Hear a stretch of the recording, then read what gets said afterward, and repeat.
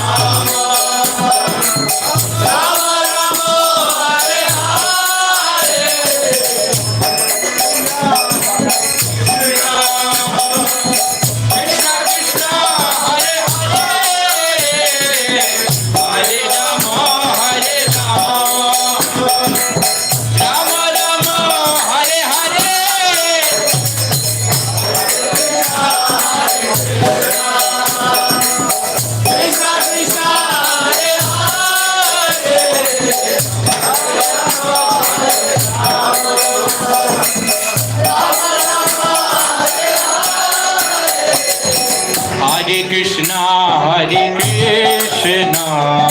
Krishna Krishna Hare Hare Hare Rama Hare Rama Rama Rama Hare Hare Hare Krishna Hare Krishna Krishna Krishna Hare Hare Hare Rama Hare Rama Rama Rama Hare Hare Hare Krishna Hare Krishna Krishna Krishna Hare Hare Hare Rama Hare Rama Rama Rama Hare Hare Hare Krishna Hare Krishna Krishna Krishna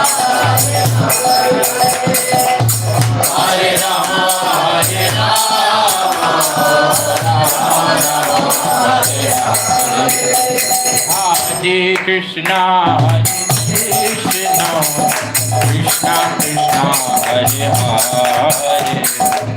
Hare Rama Hare Rama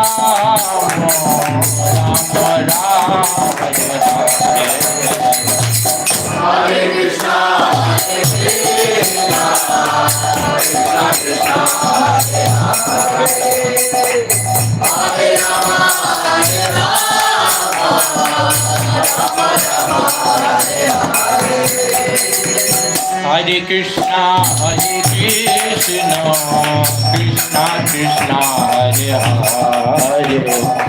Hare Rama Hare Rama Rama Rama Hare Hare Hare Krishna Hare Krishna Krishna Krishna Hare Hare Hare Rama Hare Rama Rama Rama Hare Hare Hare Krishna Hare Krishna Krishna Krishna Hare Hare Hare Rama Hare Rama Rama Rama Hare Hare Hare Krishna Hare Krishna Krishna Krishna Hare Hare Hare Rama Hare Rama Hare Krishna Hare Krishna Krishna Krishna Hare Hare Hare Rama Hare Rama Rama Rama Hare Hare Hare Krishna Hare Krishna Krishna Krishna Hare Hare Hare Rama Hare Rama Rama Rama Hare Krishna Hare Krishna Krishna Krishna Hare Hare Hare Rama Hare Rama Rama Rama Hare Hare Hare Krishna Hare Krishna Krishna Krishna Hare Hare Hare Rama Hare Rama Rama Rama Hare Hare Hare Krishna Hare Krishna Krishna Krishna Hare Hare Hare Rama Hare Rama Rama Rama Hare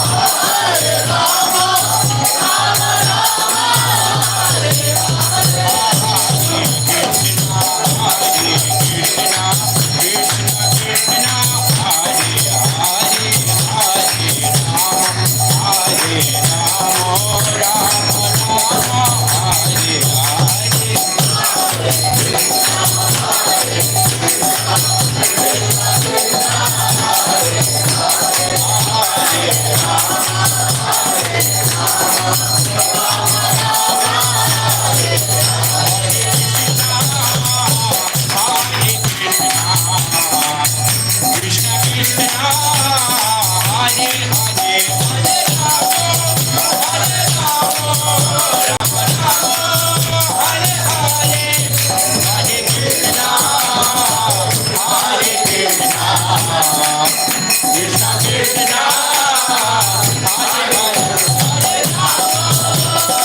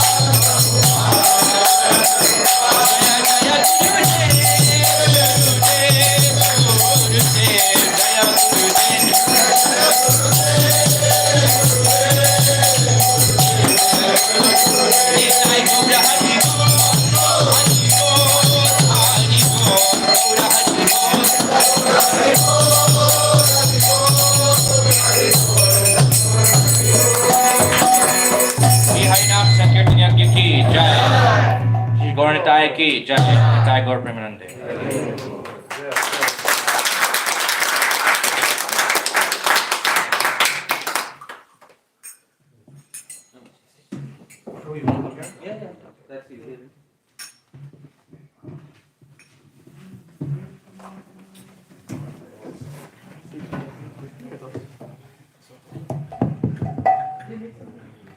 Yes. Yeah. Switch it.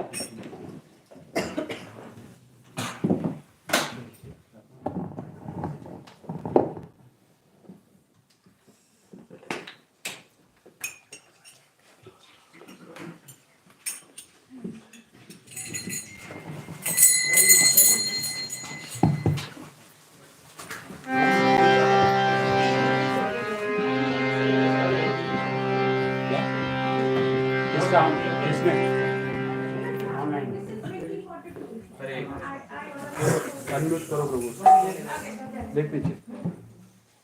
Hare Krishna, Hare one more उसमें unmute करो।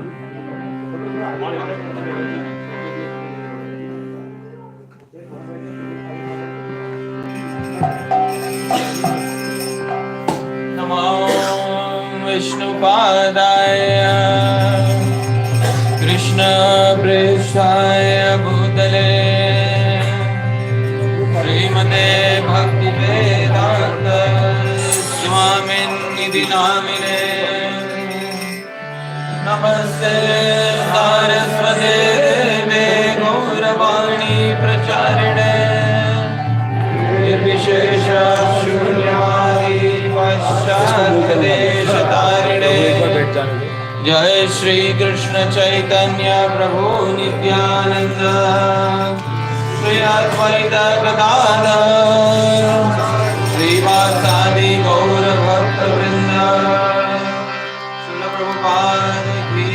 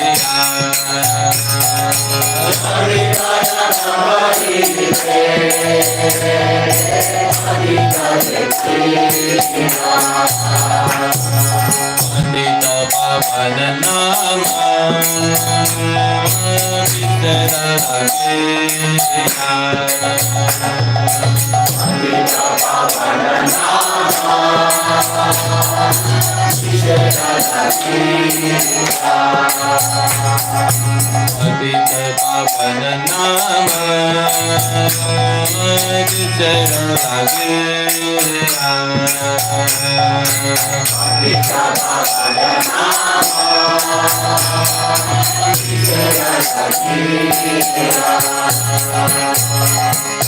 लगे भव तूफान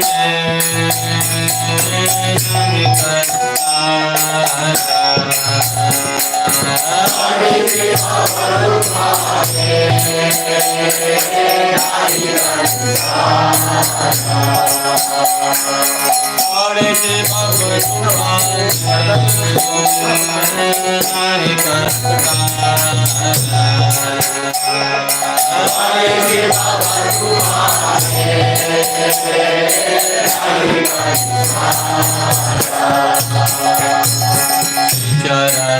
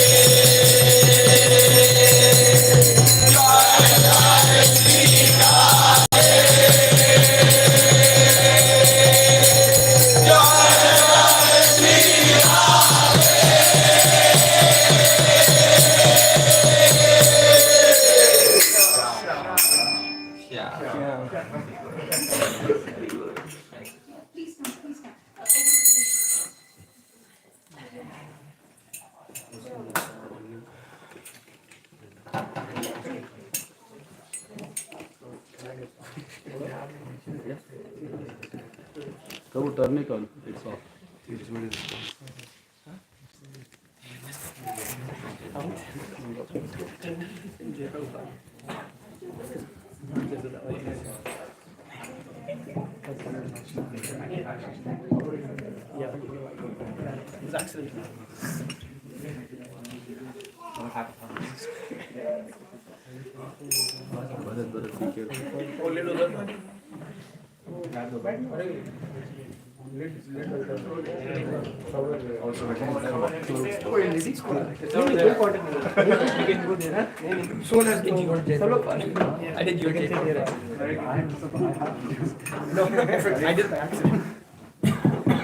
Hare Krishna. Can we request everyone to firstly please move forward? We're expecting a lot of people, hopefully to show up as well.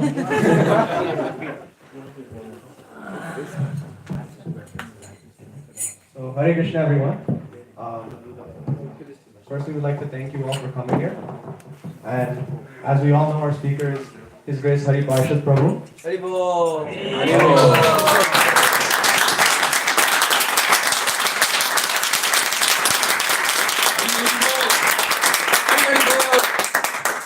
So we all know who Hari Parshad Prabhu is, but maybe How are you famous? he's only famous. Devotees are always famous, hopefully not infamous. But still, I would like to try and give an introduction for Prabhu. So Hari Parshad Prabhu is a disciple of His Holiness Radha Govind Goswami Maharaj. And on top of that, he's a Sanskrit scholar, very well versed in Parani's grammar. On top of that, Hari Parshad Prabhu has been doing translation work for Krishna Kathamrita Bindu, as well as his new work, which is Bhakti Rasayanam by Sri Hari Suri. Hari Parshad Prabhu is also part of the GBC Shastra Committee. And there's a slight change in program today. Originally, the class was supposed to be on Krishna teasing Rukmini. But now there's a slight change. And now we're actually going to be dealing with more tattva. So you can see the title of the presentation. I don't want to spoil anything. So Prabhuji, please begin. Okay.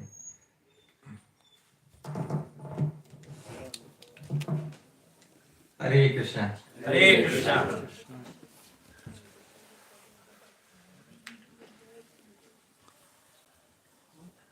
So originally the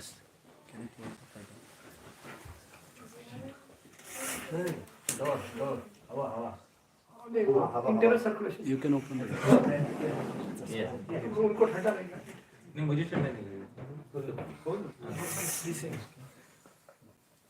Hare Krishna. Hare Krishna. So, thank you very much, Tejas Prabhu.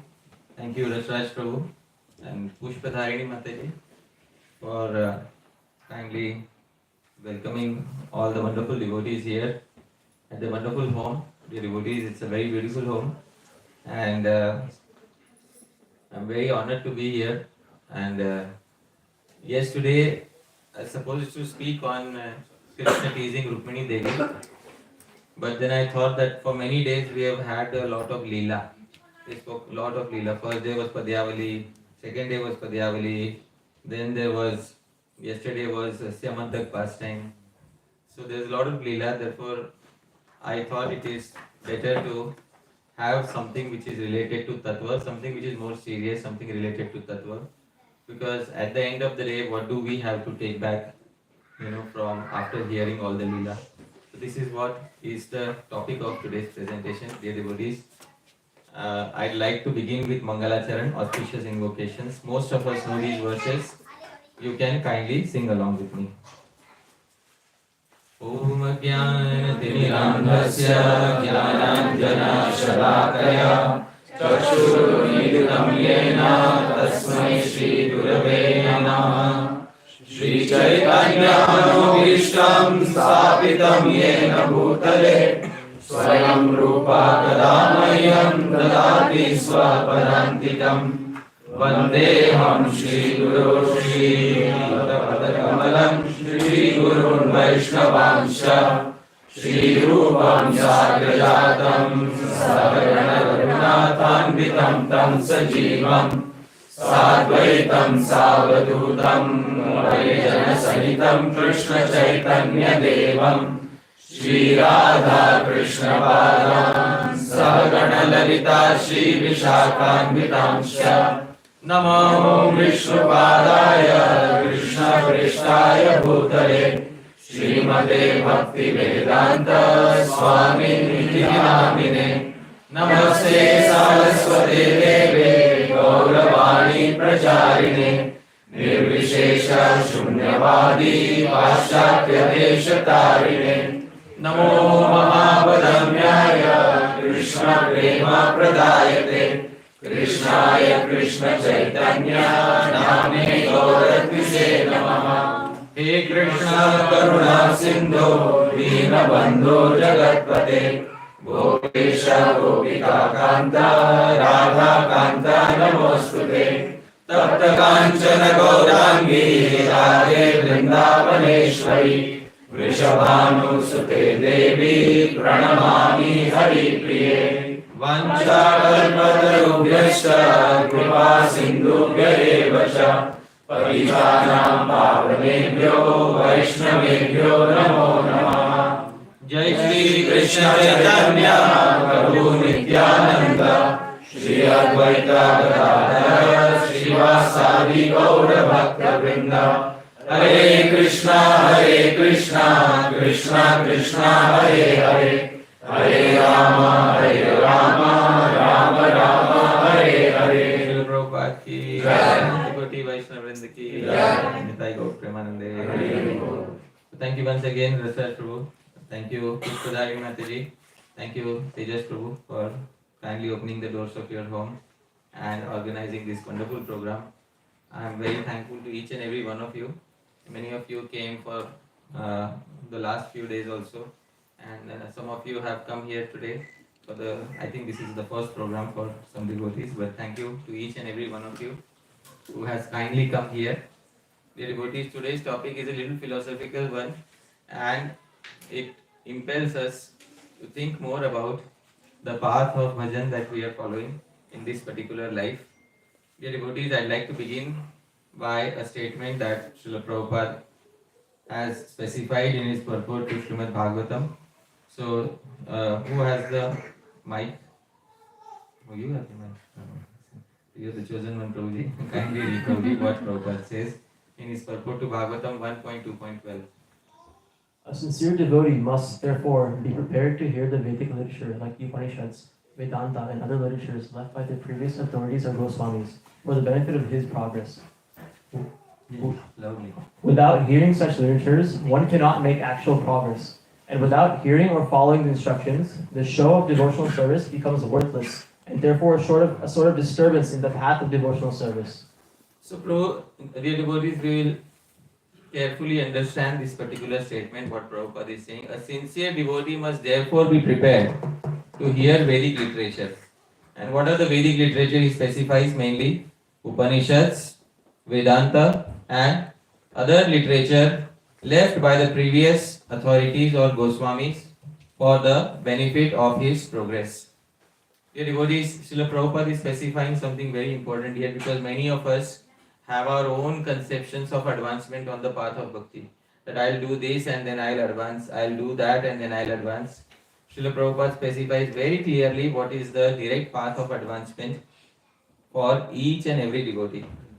They have to understand the literature that has been given by the previous acharyas or Goswamis for the sake of their progress. And this is not a statement in any of the personal letters to a disciple. This is a statement in the purport. The devotee statements in purports are specific statements or general statements? General statements.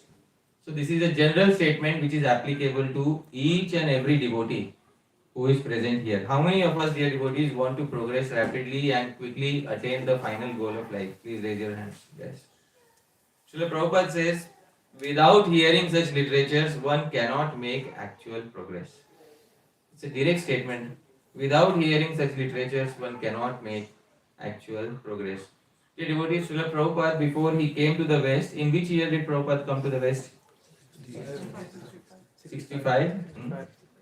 So, dear devotees, before Srila Prabhupada came to the West, Srila Prabhupada was staying in Vrindavan at one particular place. Where was Prabhupada staying? And for how many years did Srila Prabhupada stay at Radha Damodar? 8 years. Almost a decade? Yes. What was Srila Prabhupada doing for 10 years at Radha Damodar Mandir?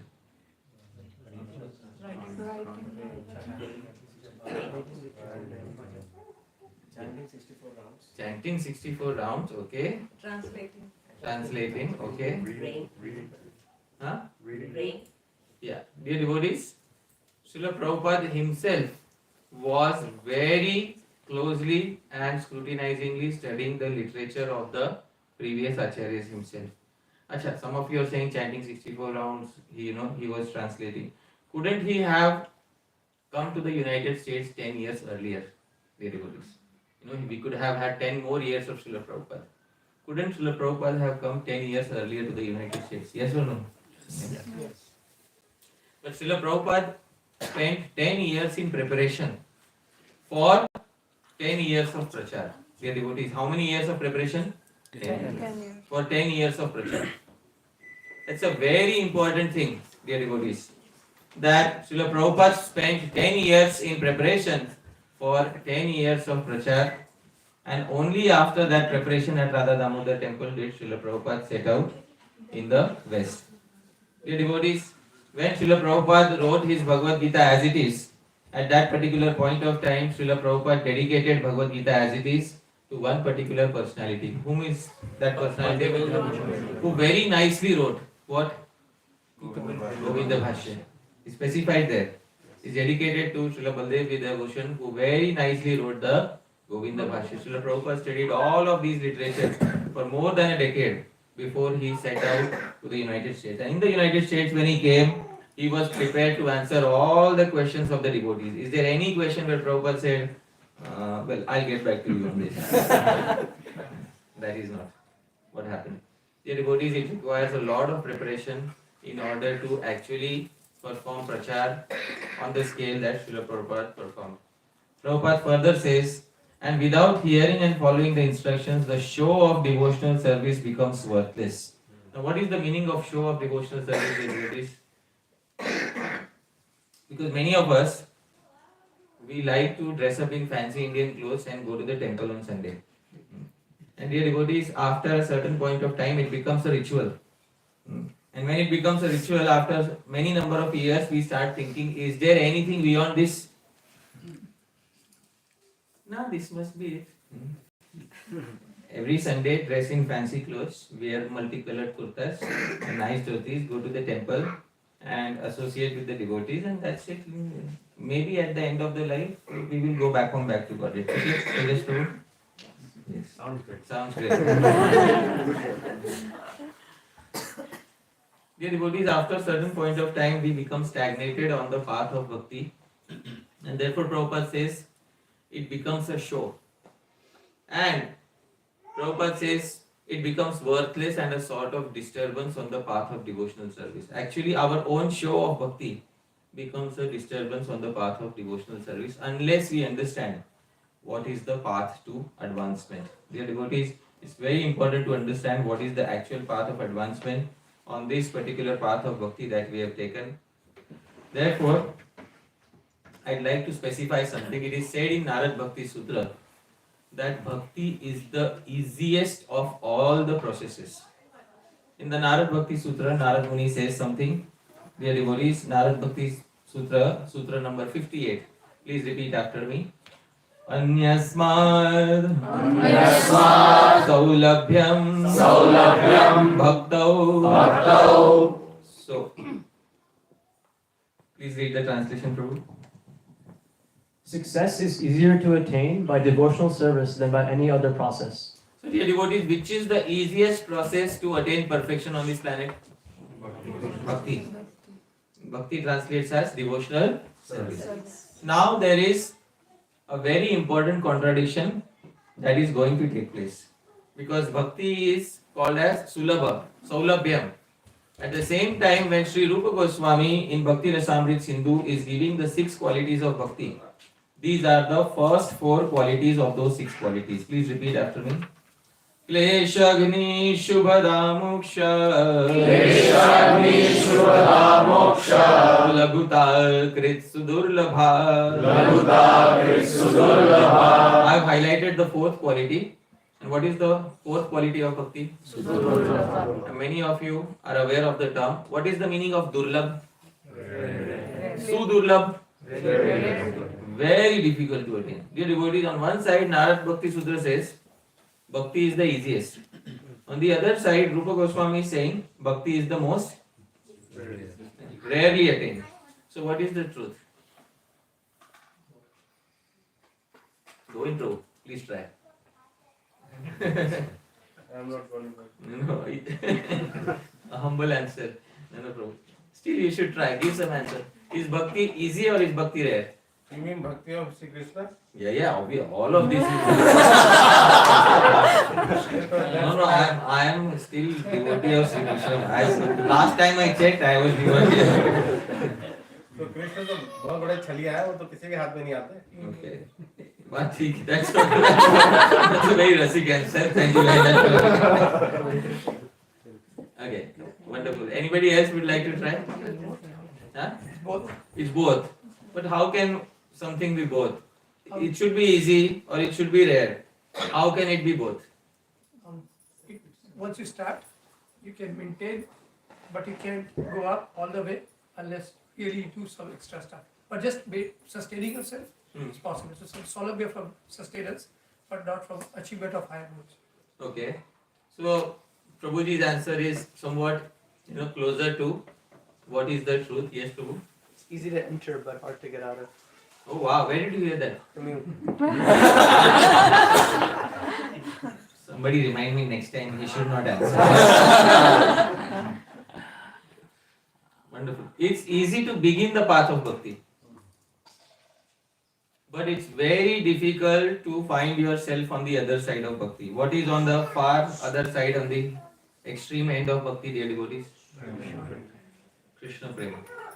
And it's very difficult to attain the stage of Krishna Prema, but although it is very easy to begin the path of bhakti. Therefore, dear devotees, we should understand why bhakti is so rarely attained. There is a statement in the Srimad Bhagavatam by Sri Krishna. In the 5th canto, there is a statement regarding Sri Krishna. I'll sing the statement, please repeat after me. Muktim dadati karichit smana bhakti yogam. Muktim dadati karichit smana bhakti yogam. Muktim dadati karichit. At one point of time, he will give liberation, impersonal liberation very easily. Smana bhakti yogam, but he will not give the opportunity to render personal devotional service unto him. Dear devotees, it is Krishna's personal desire to not give bhakti very easily to any particular living entity. And there is a reason behind why Krishna does not want to give bhakti easily to living entities. Although we may want to try to get bhakti, but it is very difficult. Krishna himself does not want to give it easily. Here is the translation. Prabhu, kindly read. Those engaged in getting the Lord's favor attain liberation from the Lord very easily, but he does not very easily give the opportunity to render direct service unto him. So Krishna does not very easily want to give the opportunity to render direct bhakti unto him. Dear devotees, I would like to further develop this particular point. Sri Rupa Goswami has said bhakti is sudurlabha.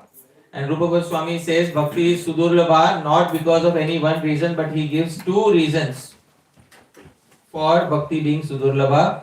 Dear devotees, please hear carefully. There are two important reasons why bhakti is sudurlabha, and Rupa Goswami has specified why bhakti is very rare to attain. This is very important to understand. Can anybody please try to guess, except for you? Why is Uttama Bhakti, or why is pure Bhakti, why is Prema Bhakti so rarely attained? Yes, Prabhu. Krishna don't want to reveal his heart so easily to a person. Why? Because he is underneath the devotee. He's in control of the devotee of the. He is in control of the devotee. Okay. Once he reveals the heart, then whatever be the scenario, he will be with the devotee, like how I was with the Pandavas. Although it's a different Leela, but he was the chariot driver, he was the messenger, he did everything for Pandavas. Okay. So unless he get into that zone, he don't want to reveal himself. Okay, wonderful. Okay. Yes, Prabhu. The devotee is controlled. I mean, Krishna is controlled by the devotee. So what is the harm? Yes, Sukeshwari Mataji. I was just thinking that if Krishna gives bhakti, he has to give himself. So it's he does not want to give himself to everyone. He has to become their. Okay, wonderful. All of you are pointing in one direction. Krishna does not want to, give himself so easily. All right, wonderful. Yes, Prabhuji. Krishna, I think other day you mentioned Krishna becomes the das of the devotee when he speaks over. Okay, wonderful. Okay. Yes, Prabhuji. Basically, it's a irreversible process. So once he gives, he can't take back. And Yeah. Once he gives, he can't take back. Dear devotees, all of these are very good reasons. This is only one of the two reasons why bhakti is very rare. There is another important reason why Krishna bhakti is very rare. Srila Rupa Goswami has specified two reasons in the Bhakti Rasamrita Sindhu why bhakti is very rare. And I will specify both these reasons and then we will see each of these reasons, dear devotees. Sri Rupa Goswami says in Bhakti Rasamrita Sindhu, please repeat after me. Sadhanau ghairana sangai alabhya suchiradapi harina chashvareyeti vidha sasyat sudurlabha. So Uttama Bhakti is rare for two reasons. First, sadhanaugair anasangair. Many devotees think sadhanaugair, I will just perform a large quantity of sadhana and I will easily attain Shri Krishna. Every day, other devotees are chanting 16 rounds. I will chant 32. Why should I chant 32? Because by chanting 32, something will happen. What will happen? double times faster. Multiplied by. See, many of us, especially those who come from Indian background, we have been conditioned in terms of competitive exams. So like life is a big competitive exam for all of us, you know.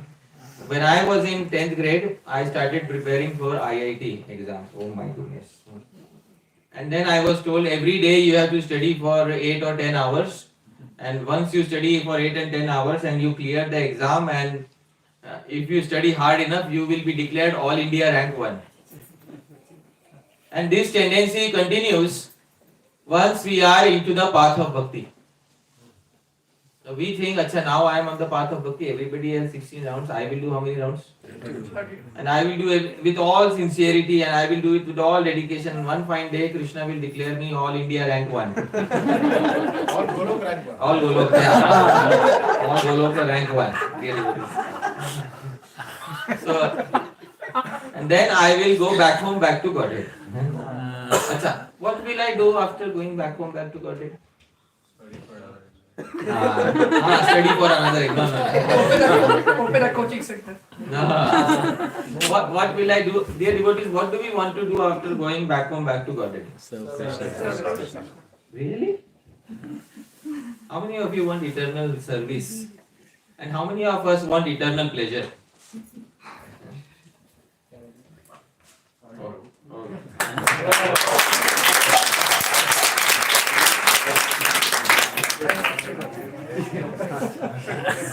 This is the alignment.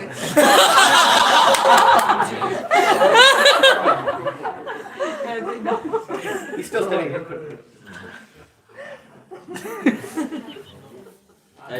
Welcome, please come. Dear devotees, I want to highlight a very important question once again. What is the reason why many individuals want to go back home, back to Godhead? No misery, always fun. Yes. To be happy always. To be happy always. Acha. Wonderful. Free from? Four defects. Four defects. Okay, wonderful. Personal Huh? Personal happiness. Personal happiness. So dear devotees, this is perhaps one of the main reasons why most individuals want to go back home, back to Godhead, because they want a life which is eternal and free from all suffering. Everybody agrees? Yes. We were all promised at the beginning of the path of bhakti, once you practice bhakti, you go back home, back to Godhead, and then you will live there happily ever after. And because of that promise, we are thinking that one day I will go back home, back to Godhead, and then I will live there happily ever after. But dear devotees, this has nothing to do with Uttama Bhakti or pure devotional service, because it is also ultimately a desire for personal happiness. What we are engaging in is transactional form of bhakti, dear devotees. Almost all religions in the world are based on transactional form of give and take. Let's take any religion in the world. You follow this particular person, you be a true follower, at the end of your life you will go to heaven. Acha, what will I do after going to heaven? Enjoy. So ultimately, all religions are about self-enjoyment, dear devotees. And this process of attaining liberation and going back to Godhead is also more or less about the same thing. Dear devotees, this sort of transactional religion is not very much appreciated by Sri Krishna. I will perform 32 rounds, I will perform 64 rounds, I will perform 128 rounds. And then Krishna will see the quantity of bhakti that I am performing. And then Krishna will bring me back home, back to Godhead. This is not going to happen. Rupa Goswami says, Sadhan Aughair Anasangair. Augha means a big heap of sadhan bhakti. Anasangair. But without any genuine attachment to Sri Krishna. Performing a big quantity of sadhan bhakti without any genuine attachment to Sri Krishna. Alabhya. You are not going to attain Krishna Prem, dear devotees. Therefore, it is seen often many devotees who take to large quantities of bhakti. After some time, they start questioning, is it leading me to somewhere? Because one thing is missing there. what is missing? They have sadhana ugai. They have a lot of good quantity of sadhana. But anasangair, they don't have that attachment to Shri Krishna. And second, Harina cha ashu adeya iti. Bhagwan himself doesn't like to give it so easily. Because Bhagwan knows these people are taking up the name Das and Dasi and they are coming to me. Once I accept them in the spiritual world, and if they ask me for something, will I be able to say no to my perfected devotee? So ultimately, who is Das? Krishna. I hope you are able to understand. So Krishna is very hesitant in entering into a new relationship. This is the translation of the verse. Prabhu, kindly read. Uttama bhakti is rare for two reasons. One, when someone performs immense quantity of sadhana without genuine attachment, one certainly does not attain Uttama bhakti even after a prolonged time. Two, even if one performs sadhana with genuine attachment, Hari doesn't bestow Uttama bhakti so easily upon the sadhaka. Without attachment, without any love towards Bhagwan, performing large quantities of sadhana, forget it. It's not going to happen. Even with attachment, Bhagwan is not going to give it so easily. These are the two reasons why Uttama Bhakti or pure devotional service is considered to be what? We have to understand there are two reasons. It is not going to happen simply by our own effort. So that is very important to understand, because sometimes devotees are thinking attaining Uttama Bhakti is somehow within my control. And it is some commodity to be taken from a superstore by giving a certain price. That's not how it works, dear devotees. It is not going to be so simple. Bhagavan is also not willing to give it so easily. Sometimes I have said this, I say it in Hindi. I'll say it in Hindi, then I'll explain in English. Jhagad ke lena padega. I hope you're able to understand. Huh? How do you translate that in English? Fight. I have to fight for it and get it from Bhagavan. That's not going to be so easy. And those of us who are thinking, Acha, now I am a member of a big group of devotees, so I will catch the dhoti of my guru and guru has to take my headache. Hai ke nahi, huh? Who initiated me? Guru. So who will take my headache? I hope you are able to understand. Huh? So some people are performing bhakti with this particular attitude. So dear devotees, the eternal rule that has been applicable to all the previous devotees is also applicable to us.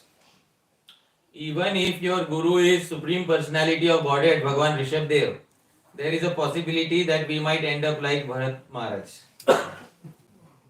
I hope you are able to understand. Huh? No, my guru is very merciful. Yeah. Huh? Rishabdev is also very merciful. Huh? My guru is very powerful. Yes. Rishabdev is also very powerful. But does it change the conditions of perfection that are applicable on myself? No. So that each and every one of us has to compulsorily undergo. Yes, please.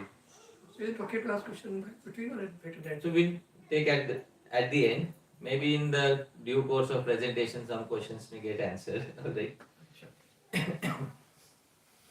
Dear devotees, therefore it is very important that we take three limbs of our devotional service very seriously. Alright, I am giving the names of these three limbs.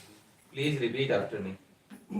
Japa, kirtan, Smaran. Alright, these are the three limbs. What are the three limbs? Japa, kirtan, Smaran. If these three limbs are taken seriously by the devotees, we can be sure that we will attain the final goal of life. What is the final goal of life? Going back home.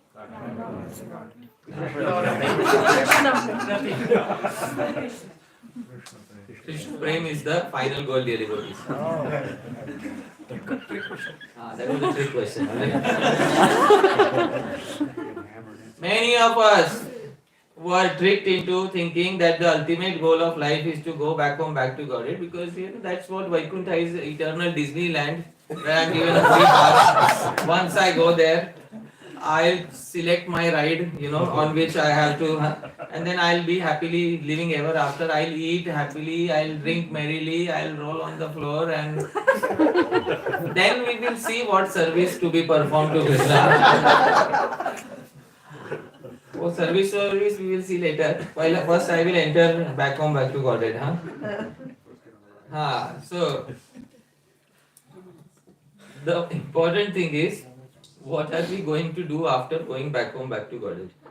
A person who does not have prema, what will they do after going back to Godhead?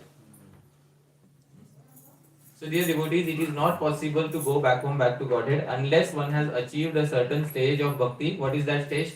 Krishna Prema. In the 5th canto, Bhagavan Rishabdev says, Pritir na yavan mai vasudeve na muchyate deha yogena tavat. Srila Prabhupada translates, therefore, until one has love for me, Vasudev, such a person is certainly not delivered from having to accept a material body again and again. This verse is a praman. It is quoted by the previous acharyas as a proof that unless we have prema, there is no possibility of going back to Godhead. Anyways, who wants to go back home, back to Godhead? That is not even the aim of the Gaudiya Vaishnavas. Going back to Godhead is not the ultimate aim of the Gaudiya Vaishnavas. The ultimate aim of the Gaudiya Vaishnavas is what? Krishna Prema. And after attaining Krishna Prema, if Bhagavan wants to let us be here, that is his desire. If Bhagavan wants to take us back home, back to Godhead, that is his desire. But once we have prema, that prema will stay with us for each and every life to come. And then our experience of life will be non-different from the experience that we are going to have in the spiritual world. So dear devotees, what should come first, prema or going back to Godhead? Prema should come first. So this priority we should have. Now, there are 3 important limbs of our sadhan bhakti that we need to ensure in order to ensure that we attain Krishna Prema. What are the 3? Japa, kirtan, Smaran. Let's begin with the activity that we perform every day very regularly. Dear devotees, 16 rounds every morning. Put our hands in the bead bag and fire away. Round number 1, round number 2. And at the end of 2.5 hours, we take our bead bag out. I chanted my 16 rounds. Now I can do anything. That's a statement by Srila Prabhupada, however. One time he finished his 16 rounds and then he took out his bead bag and he said, now I have finished my 16 rounds. I can do anything I want. So, dear devotees, some of us also carry this particular attitude, dear devotees. So we should understand what is japa, what is quality japa. Let's define japa. So dear devotees, how do we define japa? I'd like to hear a few answers from some of you. What is the definition of japa? This is the most frequently performed activity in our day-to-day life. What is the definition of japa? Please raise your hand, some of you, and let me know how do we define japa. Yes, Rohit. Soft chanting. Soft chanting, wonderful. Soft chanting is one good definition. Okay. But Prabhu, there is one problem. I also do soft chanting. Every morning I am Hare Krishna, Hare Krishna. Now,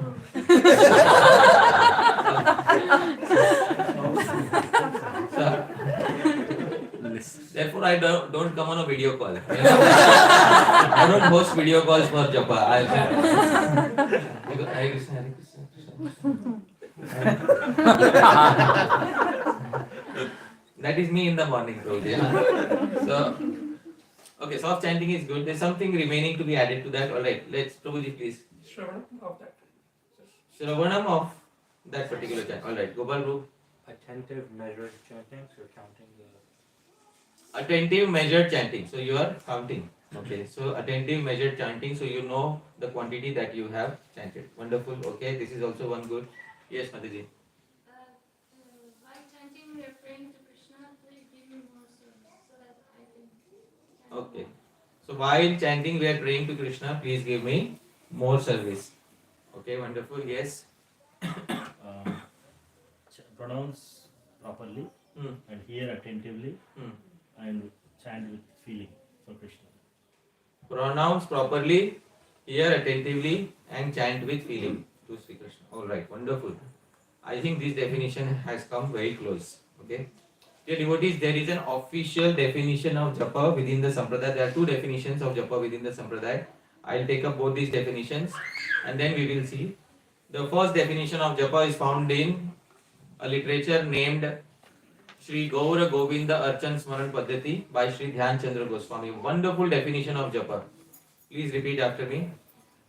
मनो मध्ये स्थितो मंत्रो मनो मध्ये स्थितो मंत्रो मंत्र मध्ये स्थितं मनः मंत्र मध्ये स्थितं मनः मनो मंत्र समायुक्तम् मनो मंत्र समायुक्तम् एतद्धि जपलक्षणम् एतद्धि जपलक्षणम् एतद्धि जपलक्षणम्. This is ideal japa. What is ideal japa? Mano madhye sthito mantro. The mantra should be situated somewhere. Where? Mind. Mantra madhye sthitam manah, and the mind should be situated somewhere. Where? Mano mantra samayuktam. Such a seamless combination of mind and mantra. Etadhi, this indeed, japa lakshanam, is the characteristic of ideal japa. This is the translation. Prabhu, kindly read. The mantra firmly situated in the mind firmly situated in the mantra. Such a seamless connection of mind and mantra is the characteristic of ideal japa. So this is a very wonderful definition, because finally we utter the mantra through which sense organ? Mouth, tongue, and then it is heard through which sense organ? Ears. But ultimately it should reach one sense organ. Which sense organ? Mind. That is most important. And therefore Sri Dhyanchandra Goswami says, finally the mantra should be situated in one sense organ. What is it? The ears or the mind? Mind. That is what completes the ideal definition of japa. Because many times I may be chanting, and the mantra may be reaching only here, but it is not reaching the mind. Therefore, this is the ideal characteristic of japa, dear devotees. This is the first definition of japa. There is another definition of japa given by Srila Rupa Goswami in Bhakti Rasamrit Sindhu. I will utter the definition. It's a very short definition. Please repeat after me. Mantrasya sulabhucharo Mantrasya sulabhucharo japa ityabhidhiyate japa ityabhidhiyate. Mantrasya sulaghu uchcharo. Uchchara is utterance. If uchchara is utterance, what is laghu uchchara? Soft utterance. What is sulaghu uchchara? Super soft utterance of the mantra is known as what? Japa. So super soft utterance is japa, but Dhyanchandra Goswami adds to the definition by saying finally this super soft utterance is supposed to reach which sense organ? Mind. This is what he said.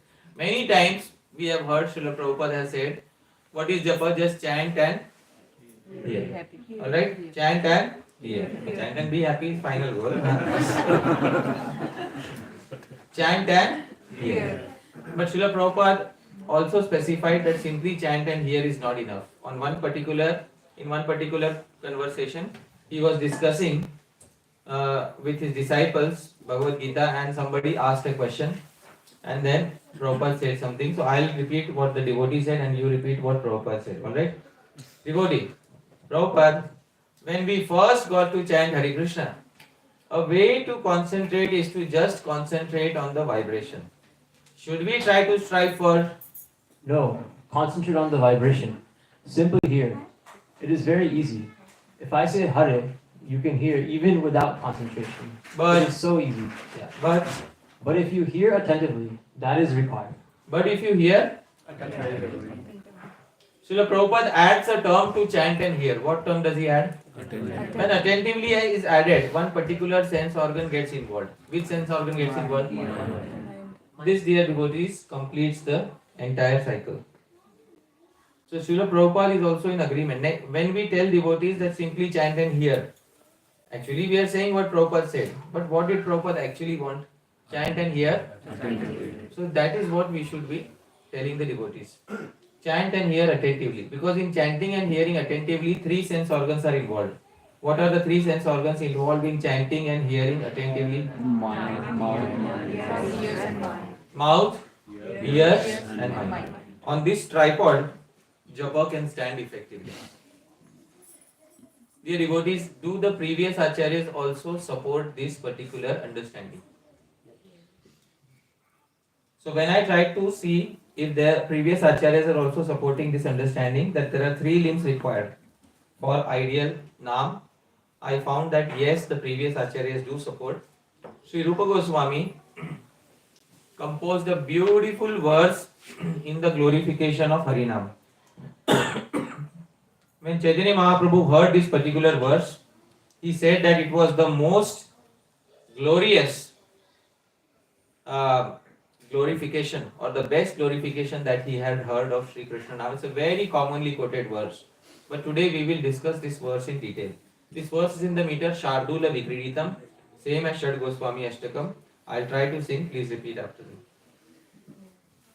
Tunde Tandaviniratim Vitanute Tundavali Labdhaye Tunde Kandaviniratim Vitanute Tundavali Labdhaye Karna Kroda Kadambini Gatayate Karna Budebhyas Priham Karna Kroda Kadambini Gatayate Karna Budebhyas Priham Cheta Prangana Sangri Vijayate Sarvendriyanam Kritim Cheta Prangana Sangini Vijayate Sarvendriyanam Kritim No jane janita ki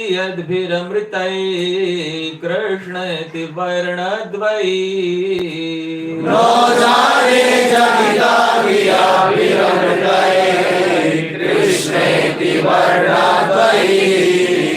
The devotees, when a Sanskrit verse is composed, usually the author tries to keep the secret till the very end. But when I am translating the verse, I have to break open the secret at the very beginning.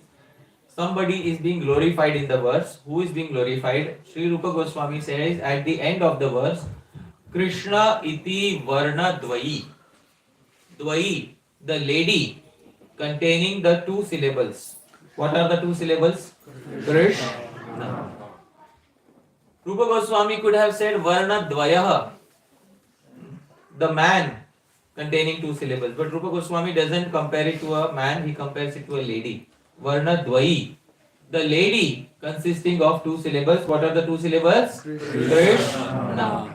Now the glorification of this lady begins, dear devotees. Please hear carefully the glorification. Tunde. Tunda refers to the mouth. When this lady enters into the assembly house of the mouth, she starts doing something immediately. What does she start doing? Tandavini. She becomes a beautiful dancer. So Tunde, inside the mouth, this wonderful lady. And who is that lady, dear devotees? Krishna. Krishna. The bisyllable lady, Krishna. Tunde, when she enters into the mouth, she starts dancing and dancing and dancing very nicely. Dear devotees, within the mouth, is there anybody who is sitting there to watch the dance? Yes. Not somebody who knows the answers. Okay. Who is sitting in the mouth to watch the dance? She is dancing on the tongue. Dear devotees, there are 32 Dvijas, twice born. Because teeth take birth how many times? Two times. So one of the Sanskrit names of teeth is also Dvija. So there are 32 Dvijas, twice born, sitting in the mouth, if you have a full set. If you have a full set, there are 32 Dvijas sitting in the assembly. And she is Tandavini, she dances in the mouth. Ratim Vitanute, she distributes a lot of joy. Dear devotees, traditionally in India, after a dancer dances nicely, they get some paritoshik. What is the meaning of paritoshik? Some gift is given to them. So this lady is also expecting some paritoshik, some gift. What gift is she expecting? Tundavali labdhaye. She says, give me many more mouths to dance. I hope you are able to understand. So this is the first scene that Rupa Goswami is drawing when he is composing the verse. So she is a lady who is taking over the mouth. She believes in takeover. When she dances in the mouth, she takes over the mouth and she wants many more mouths for dancing as a reward. Karuna Kroda. Next, when this lady enters into Kroda, the holes of the Karna. What is Karna? Kadambini Ghatayate. Dear devotees, she takes on a new role. She becomes Kadambini. What is the meaning of Kadambini? Kadambi is a type of shark. Kadambi shark. Some of you might, how many of you are from the eastern part of India? How many, any Bengali here? Yes, Odia. Odia. It is called Kalmi shark. How many of you have heard of Kalmi shark? Yes. Kalmi shark in English is called water spinach. In Sanskrit it is called Kadambini. Now dear devotees, Kadambini or Kalmi shark grows so vigorously, if you give it a little bit of area to grow, it will occupy the entire area and not leave even half an inch of space to grow further. It grows very vigorously. Karna Kroda, when it enters into the ear holes, Kadambini, it starts growing, it starts taking over the ear vigorously. Like which shark? Kadambini. And dear devotees, Kadambi shark, water spinach, only desires one thing. What does water spinach desire? More space to grow. Similarly, Karnar Budebhyas Priham. She wants millions of more years for further expansion, dear devotees. Now, those of you who have not seen Kadambi shark, don't worry, today we have PowerPoint, so I will show you. Finally, Chetah Prangana. When this lady enters into the courtyard of the mind, Prangana is courtyard, Cheta is the mind. Chetah Prangana. Finally, when this lady enters into the courtyard of the mind, Sangini, she enters like a wife. Dear devotees, when a wife enters for the first time in the home, there is a small ceremony performed. What ceremony is performed? Graha Pravesh. Okay, and at Graha Pravesh she does something. What does she do? She tumbles over, a particular tumbler of what? Rice. And that is an indication of something. What is that an indication of? It is an indication that she is now the new ruler of the home and the old ruler should kindly move out.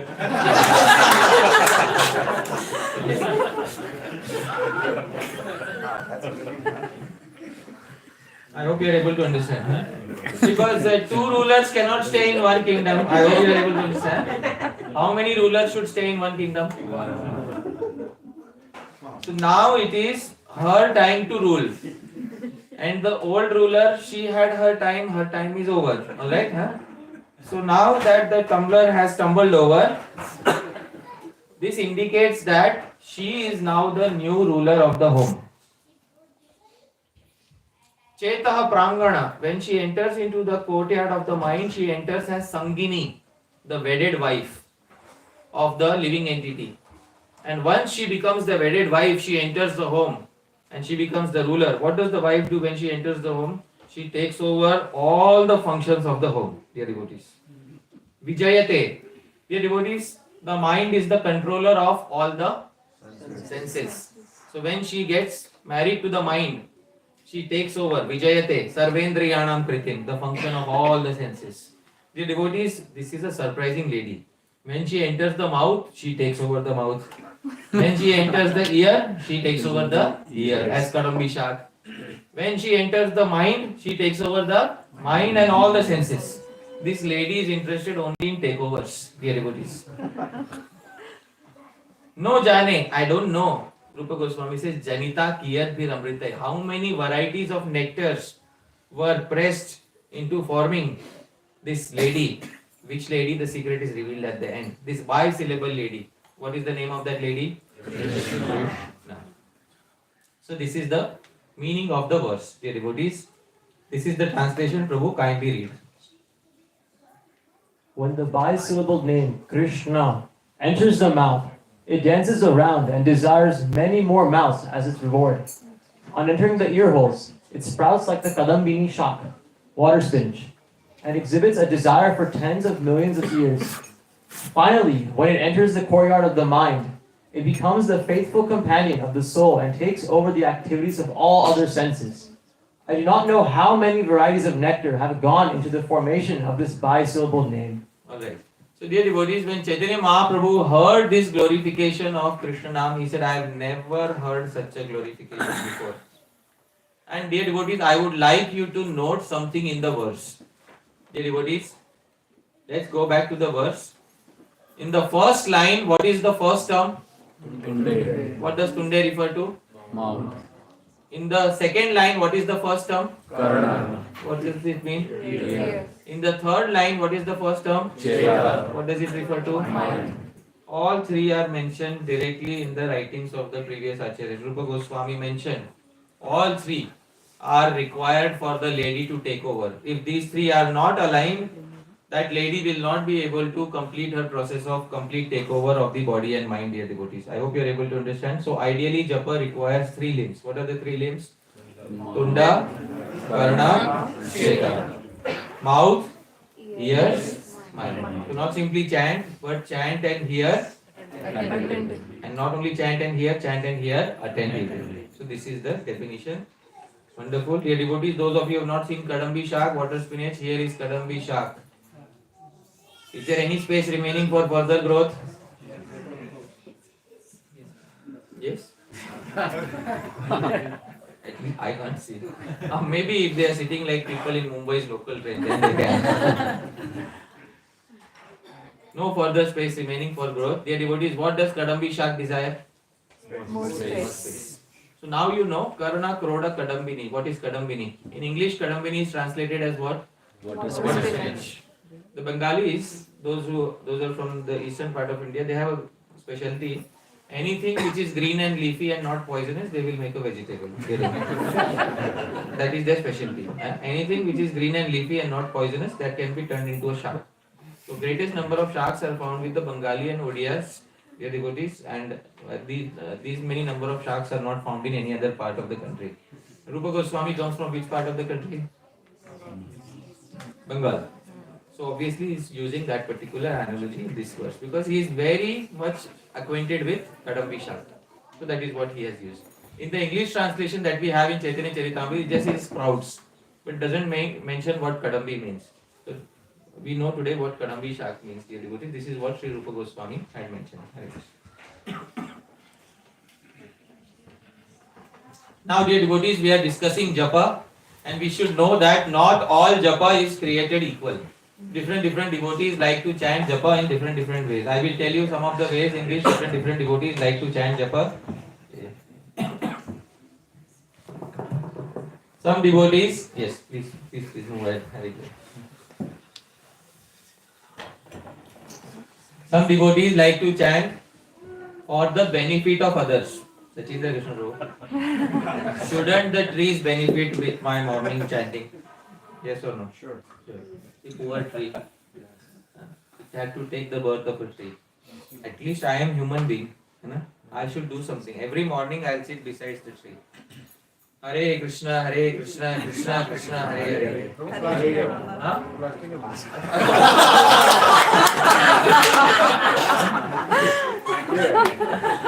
This is plastic tree,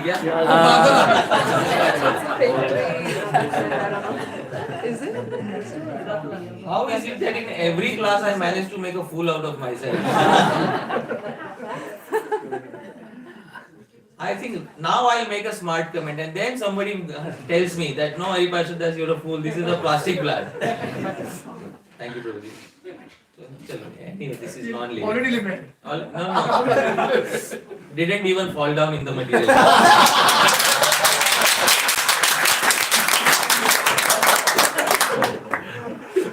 This is plastic? This is real. Not Smaran. So I'll go out in the garden, I'll chant for the pleasure of. So some people have this motivation behind chanting japa. Some people chant for other fellow devotees, like if Tejas Prabhu is chanting, I am also. So sometimes Tejas Prabhu is dozing off like this. So I have to become his alarm clock. So I am Hare Krishna, Tejas Prabhu dozing. Hare Krishna, Hare Ram. Then after 15 minutes again. Hare Krishna, Krishna Krishna. So So this, dear devotees, is alarm clock japa. And so not all japa is created equal. The previous acharyas saw all the tendencies, in the living entities, and they categorized all japas into 3 types. How many types, dear devotees? 3 types. So we have studied the 3 types of japa given by the previous acharyas. And Sri Gopal Bhatt Goswami in the Hari Bhakti Vilas specifies that japa is of 3 types. I have specified the names, give the characteristics. Please repeat after me. First type of japa, please repeat after me. Vachika japa. Vachika japa. What is Vachika japa? In Vachika japa, the mouth clearly opens and closes, the tongue clearly moves. A second person should be able to hear our utterance of the mantra. This, dear devotees, is known as which japa? Vachika japa. I will perform Vachika japa. All of you can hear very clearly. Hare Krishna, Krishna Krishna, Hare Hare. Hare Rama, Rama Rama, Hare Hare. This, dear devotees, is known as which japa? How many of us believe in chanting loud 16 rounds? Please raise your hands. Alright, okay, wonderful. So this is known, you are performing which japa, dear devotees? Alright. Second type of japa, please repeat after me. Upamshu japa. What is Upamshu japa? In Upamshu japa, the lips move very slightly, the tongue moves very slightly. One pronounces only loud enough so that one can hear one's own self. A second person should not be able to hear. This, dear devotees, is known as which japa? Upamshu japa. I'll try to chant Upamshu japa because the mic is there, you will be able to hear. But if the mic would not be there, you would not be able to hear. Hare Krishna, Krishna Krishna, Hare Hare, Hare Rama, Rama. This, dear devotees, becomes known as which japa? Upamshu. This is the second type of japa. Third type of japa, please repeat after me. Manasika japa. What is Manasik japa? In Manasika japa, the lips don't move at all, the tongue doesn't move at all. One performs pronunciation using the mind. One closes the eyes and one visualizes the syllables of the mantra in front of the eyes and utters using the mind and hears using the mind. This, dear devotees, is known as which japa? Manasik japa. Now I will chant on the mic. You don't have to repeat. Right? You please close your eyes and visualize the syllables in front of your eyes. I will chant one Mahamantra. You have to visualize the syllables and please make sure the mind is focused on visualizing the syllables of the Mahamantra. Alright? So please close your eyes and I will chant. Hare Krishna, Hare Krishna, Krishna Krishna, Hare Hare, Hare Rama, Hare Rama, Rama Rama, Hare Hare. Did you see the syllables of the Mahamantra in front of you? So congratulations, you performed one Mahamantra using which technique? Manasika. But when you perform this, you will not utter anything using the mouth. You will utter using the mind and hear using the mind. This is known as which japa? Manasika. In our society, ISKCON, do we perform Manasika japa? No. Yes. Those who are second initiated, how do they chant their second initiation mantras? Vachik, Upamshu or Manasik? Manasik. So Manasik is there even within our society, ISKCON, but it is reserved only for which mantras? Second initiation mantras. Why not Hare Krishna Mahamantra? You saw the amount of effort that is required for one mantra. 16 rounds like this, closing your eyes and focusing on the syllables of the Mahamantra. After 16 rounds, you really say, okay, that's it. Huh? I am going back home, back to Godhead in this life. So because a lot of effort is required, the greatest amount of effort is required in which japa, dear devotees? Therefore, Hari Bhakti Vilas says something. Dear devotees, please repeat after me. Shreyan Syaduttarottarah. Shreyan Syaduttarottarah. Uttar. Latter is superior. So, Upamshu japa is superior to which japa? Manasik japa is superior to Vachika and Upamshu. But haven't we heard something else? Haven't we heard louder chanting is better? How many of us have heard? Please raise your hands. Very wonderful. So what is exactly the Siddhanta? Is loud chanting better or is soft chanting better? Here in the Hari Bhakti Vilas it says softer is better. But we have heard something opposite. We have heard louder is better. Let's try to see what Sri Sanatan Goswami says in regards to this in the commentary. Sri Sanatan Goswami comments upon it and he specifies these three types. Please repeat after me the commentary. Vachika, Upamshu, Manasika Bhedena, Trividhasya, Japasya Madhye, Ishad Oshta Chalanena, Shanair, Ucharana, Upamshu Japo, Atra Grahya. He says, I gave three divisions of japa. What are the three divisions? Upamshu, Manasika. Sri Sanatan Goswami says, amongst these three divisions, one should accept one division of japa as the standard definition of japa, and he gives one. Shanair Uchcharimanu, where the lips slightly move and you pronounce slightly. Which type of japa was that, dear devotees? Upamshu. He says Upamshu is actually supposed to be known as japa. Then what about the other two? What are the remaining two, dear devotees? He says Vachikasya Kirtan Antargatatvat. Dear devotees, please see here. Vachika japa is also japa, but it is japa mixed with another limb. Which limb is mixed in it? Kirtan. Manasika japa is also japa, but he says Mansikasya cha Smaranatmakatvat. Manasika is mixed with another limb. Which limb is mixed? Smaran. Dear devotees, what is today's topic about three limbs? What are the three limbs? Japa, Kirtan, Smaran. Japa, when mixed with Kirtan, becomes known as which japa? It is also japa, but it is mixed with Kirtan. Japa mixed with Smaran becomes which japa? Therefore, japa which is not mixed with Smaran and Kirtan, which stands on its own strength, is only one japa. Which japa, dear devotees? Japa. This is the Siddhanta to be understood. Therefore, actually, 24 karat gold unmixed with any other limb of devotional service, there is only one type of japa. Which japa is that? Japa. I hope you are able to understand. So, actually, the recommendation of acharyas for large quantities of japa is which japa? Japa. Dear devotees, this is what Sri Sanatan Goswami has said. But haven't we heard louder is better? Yes. Therefore, it is important to compare japa and kirtan. Dear devotees, the previous acharyas, it is said in the Prema Vivarta, please repeat after me. Laghu chare japa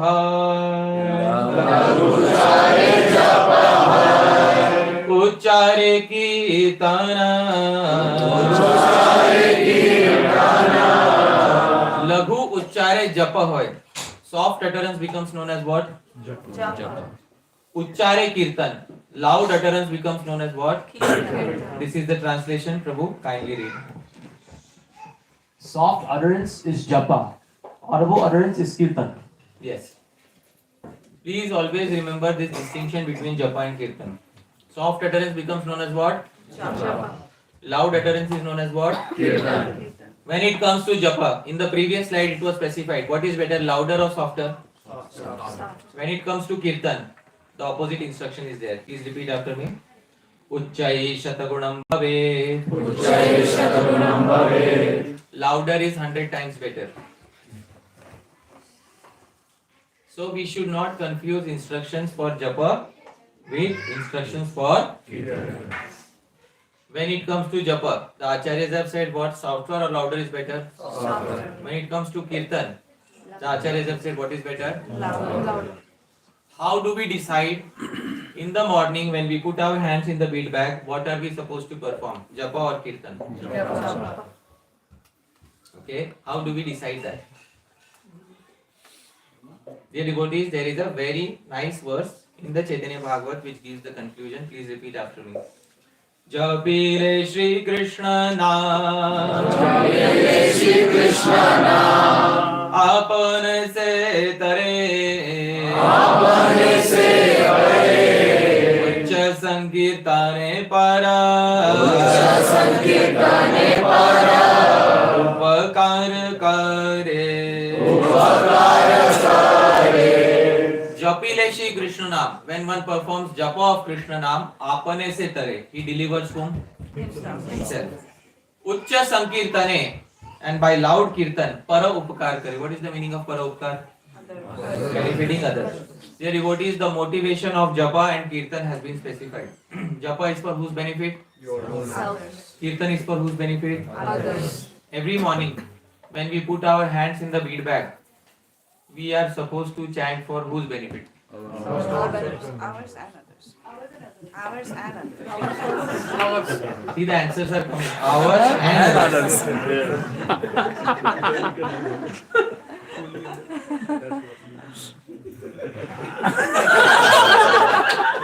Mataji, I showed the verse.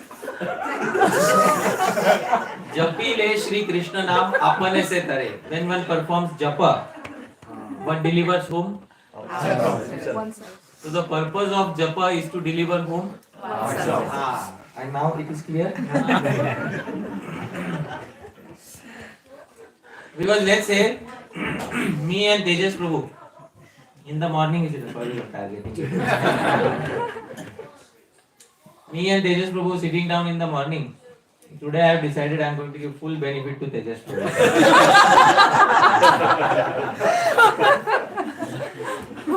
Try to chant.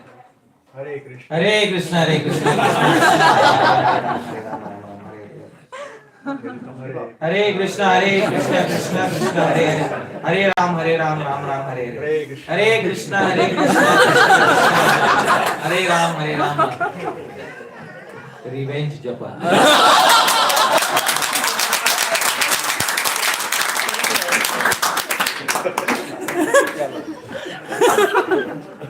So how many of you have suffered from revenge japa? Please raise your hand. I empathize with all of you, dear devotees. I know I have suffered. After some time, Tejas Prabhu will say to me, Hari Parshad Das, you are actually making it very easy for me. Why? Because in japa, Tejas Prabhu is supposed to hear whose voice? No, he's supposed to hear my voice. If he is supposed to hear my voice, Tejas Prabhu will say, it's so easy for me, I will just flip the beats.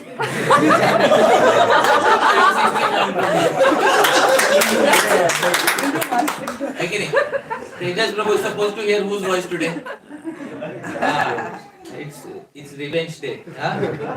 Tejas Prabhu will say, Prabhu, you are making it easier for me. I'll just flip the beats. You chant 16 rounds. So I'll be happy to do that, Prabhuji. But that is not japa, dear devotees. In japa, we are supposed to hear whose voice? Our own voice. Our own voice we are supposed to hear during japa. We sit in a group nowadays to perform japa, the purpose being to encourage others. That is the main purpose of sitting in group to perform japa.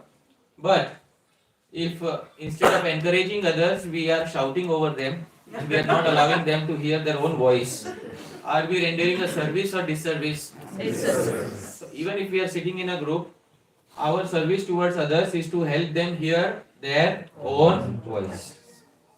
And when the purpose is to clearly benefit others, at that time, keep the bead bag aside, take a big mridanga, go out on the street and perform what? Kirtan. Loud kirtan. Because the aim of kirtan is to benefit whom? Others. The aim of japa is to benefit whom? Ourselves. Every morning when we are putting our hands in the bead bag, our aim should be to benefit whom? Ourselves.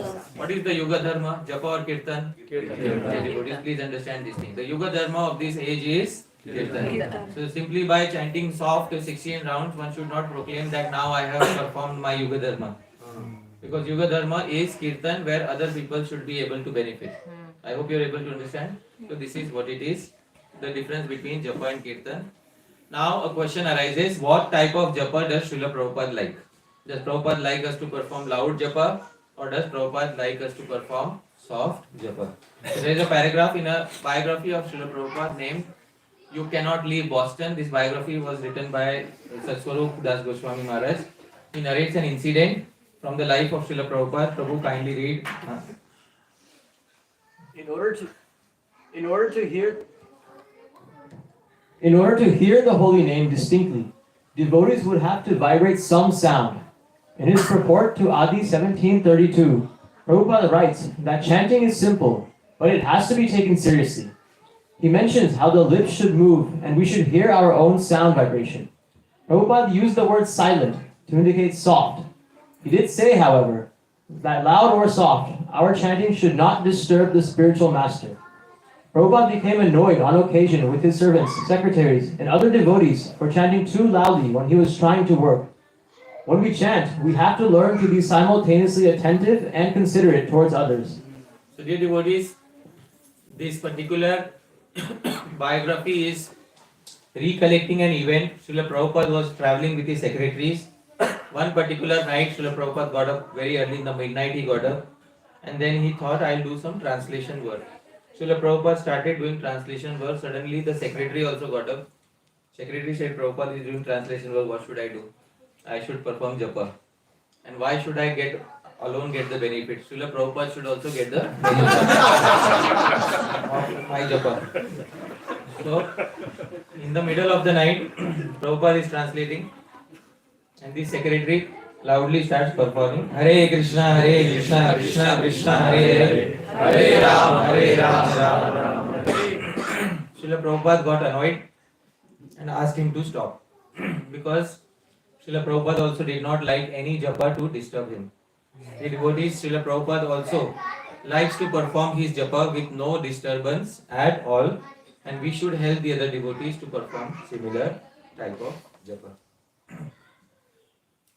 This was the first limb japa. What is the second limb that we are going to discuss today? Kirtan.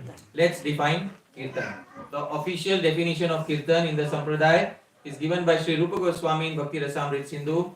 This is the definition of kirtan given by Sri Rupa Goswami. Please repeat after me. Nam Leela Gunadina Uchchair Bhasha tu Kirtanam Uchchair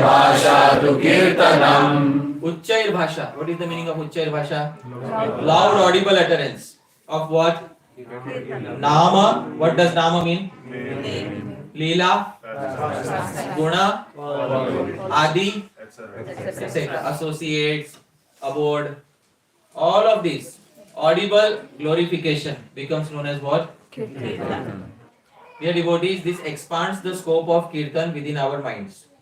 Is only Harinam Sankirtan to be known as kirtan? No. Isn't giving a Bhagavatam class also kirtan? Yes. Giving a book to others and speaking to them about Krishna is what? Kirtan. Therefore, Srila Bhakti Siddhanta Saraswati Thakur used to call it Brihad Mridanga. Where do you use a Mridanga? In which process do you use a Mridanga? Kirtan. Giving a book to others and speaking to them also is kirtan. No, but that is not Uchchai Bhasha. Of course, Uchchair Bhasha. You are not shouting at me. Uchchair Bhasha doesn't mean shouting. Uchchair Bhasha means audible utterance. Here is the translation. Govind Prabhu, kindly read the translation. So that everybody can hear. Don't give him the mic. The audible glorification of the names, pastimes, qualities, etc. of Bhagwan is known as Kirtanam. Did you shout, Prabhu? Nah. So audible is not shouting always. Audible means the second person should be able to hear. So Uchchair Bhasha means the second person should be able to hear. That becomes known as what? Kirtan. Nam Kirtan, Leela Kirtan, Guna Kirtan, etc. And the first talk that I had was Padyavali.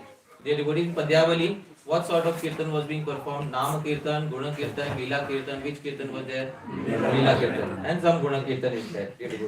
Isn't that also kirtan? Yes. So, giving a Bhagavatam class is also kirtan. Going out on Sankirtan, distributing books is also kirtan. Speaking to others is also kirtan. Dear devotees, all of this falls under the umbrella of the term kirtan. Now, if this is kirtan, what is Sankirtan? Because we have also heard the term Sankirtan, there is a mild distinction between Kirtan and Sankirtan. Sri Jiva Goswami gives the distinction in the Bhakti Sandarbha, and this is the distinction that Sri Jiva Goswami gives in the Bhakti Sandarbha. Please repeat after me. Bahubir Militva Kirtanam Sankirtanam Ityuchyate. Bahubir Militva. What is the meaning of Bahubir Militva? Many people get together and perform Kirtanam. It becomes known as what? Sankirtan. This is the translation. Kirtan performed with many individuals is Sankirtan. The devotees, in English, Bahu or plural starts with two people. But In Sanskrit, plural starts not with two people, with minimum how many people? Three. So in order to call it Sankirtan, at least how many people should be present? Three. Because Sanskrit Bahuvachan starts with minimum three. In English, plural case starts with minimum how many people? Two. But this is not the English definition. In the Sanskrit definition, minimum three should be present. Sometimes I have gone to an old mud somewhere, in Vrindavan or sometimes in Radha Kund, you will see there are three Babajis sitting. One Babaji on harmonium, one on mridanga, one on kartal. They are fulfilling the minimum required qualification to call it what? Less than three, call it kirtan. I hope you are able to understand. Less than three, you can call it what? Kirtan. Three or more than three, you can Sankirtan. This is the distinction between kirtan and Sankirtan. I hope you are able to understand. This number three is very important in Sanskrit literature.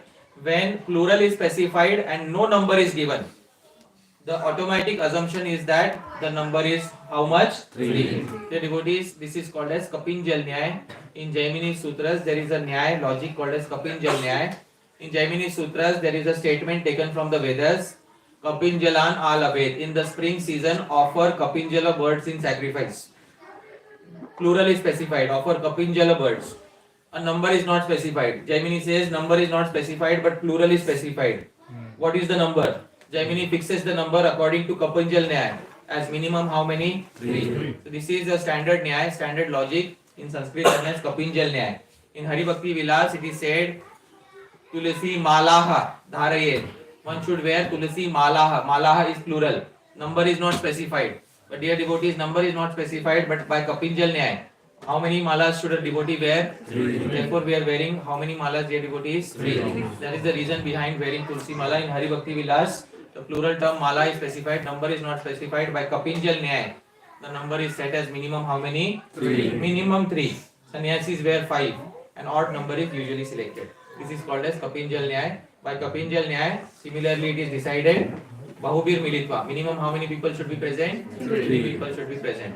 That is the meaning of the statement. I hope everybody is able to understand. A lot of Nyaya Shastra, Mimamsa is involved in all of these teachings. So we have to carefully pay attention. This, dear devotees, is Kirtan. Finally, we come to the third and final limb. What is the third and final limb? It is so important that the name of the society has been kept behind Smaran. International Society for Chanting Krishna's name. No. International Society for Taking Parshad. No. International Society for Krishna Consciousness. This is the name that has been given to the society. Krishna Consciousness. The function of consciousness is to remember. Smaran is there in the very name of the society, but often Smaran becomes one of the most neglected limbs of bhakti. Because many devotees are unable to understand what is the importance of the process of Smaran. Dear devotees, let's try to understand Smaran. With japa we took a definition, with kirtan we took a definition, now we also have to define what? Smaran. Dear devotees, let's try to define Smaran. Sri Jiva Goswami says there is not one definition of Smaran but 5 different definitions of Smaran. I am going to give all 5 definitions of Smaran. Please hear the definitions carefully and please see what Sri Jiva Goswami is trying to say. Sri Jiva Goswami says remembrance of Krishna is performed on 5 levels. Level 1 is called as Smaranam. This is the definition in front of all of us. Please repeat after me. Yat kinchit anusandhanam smaranam Yat kinchit anusandhanam smaranam. Dear devotees, you are sitting at one place, whatever you can easily remember without putting much strain on yourself, even if that remembrance gets broken after some time, still you have attained level 1 remembrance. What is level 1 remembrance known as, dear devotees? Smaranam. Okay, I have heard. I have here highlighted in red. What is the name of stage 1? Smaran. Now stage 2. Please repeat after me. Sarvata Chittam Akrishya Samanya Karena Manodharanam Dharana. Stage 2 is where your effort begins. In stage 2, naturally you become more attracted to remembering Shri Krishna's pastimes. You take out some time specifically in a day, you remove all distractions. Sarvatos chittam akrishya. You attract your mind from all directions, remove all distractions. Samanya karena manodharanam. And you try to focus on Shri Krishna's pastimes. You have attained the second stage, dear devotees. What is the name of the second stage? Dharana. Gradually, dharana will increase and it will take you to the third stage. The third stage is as follows. Please repeat after me. Visheshato Rupadi Vichintanam Dhyanam. Stage 3 is Dhyanam. Now Visheshato. Now you start having preferences. I like this pastime more. I like this form more. I like this associate more. Specifically meditating on that particular pastime, that particular form, that particular associate with all the characteristics of the previous stages. You are still keeping your mind free of all the distractions. You have attained stage 3. What is the name of stage 3? Dhyana. Stage 4, it becomes easy for you. The remembrance starts coming spontaneously to you. You have attained close to the stage of bhava. Dear devotees, stage 4 is known as Dhruvanusmriti. Please repeat after me. Amrita Dharavat Avichinna Tat Dhruvanusmriti. Amrita Dharavat. Like a stream of nectar, the remembrance comes. How many of us have seen stream of nectar? No, nobody has seen. Alright. So let's give a term which all of us residents of Kali Yuga are familiar with. Taila Dharavat, a stream of viscous oil. How many of us have seen? Yes? Stream of oil. How many of us have stream of? Yes? How is the stream of oil, dear devotees? Continuous, uninterrupted. Avichinnam. When remembrance starts happening like a stream of thick oil or like a stream of thick honey, which is unbroken and it keeps happening continuously. Dear devotees, you have attained the fourth stage of remembrance. What is the fourth stage known as? Dhruvanusmriti. Finally, the fifth stage, dear devotees, is known as Samadhi. Please repeat after me. Dhyeya matra Spuranam Samadhiriti. Dhyeya matra Spuranam. When nothing else remains in the consciousness, only Shri Krishna, his associates, his pastime, nothing else is there in the mind of the material world, you have attained the final stage of remembrance. What is the final stage known as? Samadhi. Dear devotees, this is the stage in which we are supposed to quit our body. We are not supposed to quit our body on stage 1. We are supposed to quit the body on stage. At moment of death, casually I will remember Shri Krishna in one corner of mine, other corner of mine, my brand new Tesla car which I bought yesterday. And then I will go back home, back to Godhead. That's not going to happen, dear devotees. What is the exact term that Krishna said in Bhagavad Gita? Anta kalecha Mam. There's a small term there. Mam. What does Eva mean? Exclusively. Exclusive remembrance happens on which stage? Smaranam or Samadhi? Samadhi. Therefore, please don't fall into the trap of thinking that casual remembrance at the moment of death will lead us back home, back to Godhead. It is very important to understand that by the time we leave our body, we should attain which stage? Samadhi. Only a person was attained, because Dhruvanusmriti is the stage of bhav. What is next after the stage of bhav? Prema. Prema is attained at which stage? Samadhi. And one is supposed to quit one's body at which stage, dear devotees? Prema. Samadhi. So, unless one has attained prema, there is no point of going back to Godhead. It's not Disneyland, where I will enjoy forever. So that is not what going back to Godhead is. It's not an eternal place to enjoy. So that is not what going back to Godhead is. Meaning of the Dhyeya Matra? Dhyeya is object of meditation. Dhyeya Matra, exclusively the object of meditation. Spuranam, only that exclusive object of remembrance is there in the mind. Who is that exclusive object of remembrance? Krishna, not only Krishna, not only me and Krishna, rest everybody get out. No, not that. Krishna, his associates, his land of Vrindavan. Some people have that tendency, but मैं और Krishna बाकी कोई नहीं. So that is such an exclusivist. He doesn't understand what is Krishna Leela. मतलब he will separate Krishna from all of his near and dear ones. No Nanda, no Yashoda, only me and Krishna. So that is not. That's an impersonalist understanding of Smaranam. The personalist understanding of Smaranam is that Krishna is always present along with his qualities, form, associates and his abode. So Dhyaya Matra, that exclusive remembrance of Krishna and his associates, abode, etc. is known as what? Samadhi. This, dear devotees, is Smaran. Smaran has a lot of importance, dear devotees, in our day-to-day lives. Rupa Goswami emphasized Smaran in the 8th verse of Upadeshamrita. Please repeat after me. Sukirtananu Smrityo. Dear devotees, Rupa Goswami said in the 8th verse of Nectar of Instruction, two limbs are very important. Sukirtan, Anusmrityo. What is Sukirtan? What is Kirtan? Audible chanting of name, form, pastimes, etc. Sukirtan, sweet, wonderful kirtan should be performed. Anusmrityo. Anusmriti was which stage, dear devotees, in the previous slide? How many stages were there? 5. Out of which stage was it? 4. Why is Rupa Goswami not saying Samadhi? In the stage of Samadhi, you will not be able to perform kirtan. I hope you are able to understand. In the stage of Samadhi, you will just meditate directly on Sri Krishna. Therefore, Anusmriti. Anusmriti means repeated remembrance is coming, repeated kirtan is also happening. Repeated remembrance is coming, repeated kirtan is also happening. This is an instruction given directly by Sri Rupa Goswami for advancement. Not simply chanting loudly. Along with chanting, something else also has to take place. What has to take place?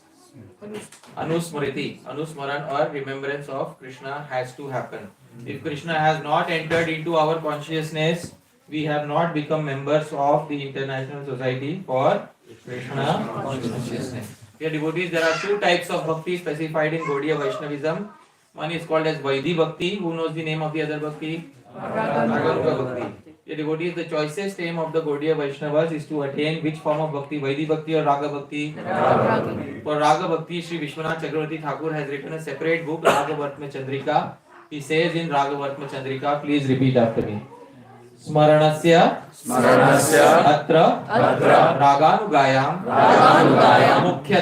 mukhyatvam. Smaran is the main limb in which form of bhakti, dear devotees? Raganuga Bhakti. The main limb in Raganuga Bhakti is Smaran. Why? He gives the answer. Ragasya manodharmatvat. Because Raga Bhakti is mainly a function of the mind. I hope you are able to understand. Raga Bhakti is mainly function of what? Mind. Therefore, the main limb of Raganuga Bhakti is what? Kirtan or Smaran? Smaran. But that Smaran should be accompanied by Kirtan. I hope you are able to understand. You should never give up Kirtan. Smaran should always be accompanied by and supplemented by what? Kirtan. And Kirtan doesn't mean only Nam Kirtan. Kirtan also means which Kirtan? Guna Kirtan, Leela Kirtan, etc. All those Kirtans should simply supplement the process of Smaran, and then one can advance on the path of Raganuga Bhakti. I'll take the query through just in a few minutes. Alright. Sri Narottam Das Thakur concludes in Prema Bhakti Chandrika. It's a very important instruction because Prema Bhakti Chandrika is direct instructions for advancement on the path of Bhakti. Please repeat after me. Sadhana Smarana Leela Ihate na karhela Kaya mane kariya susara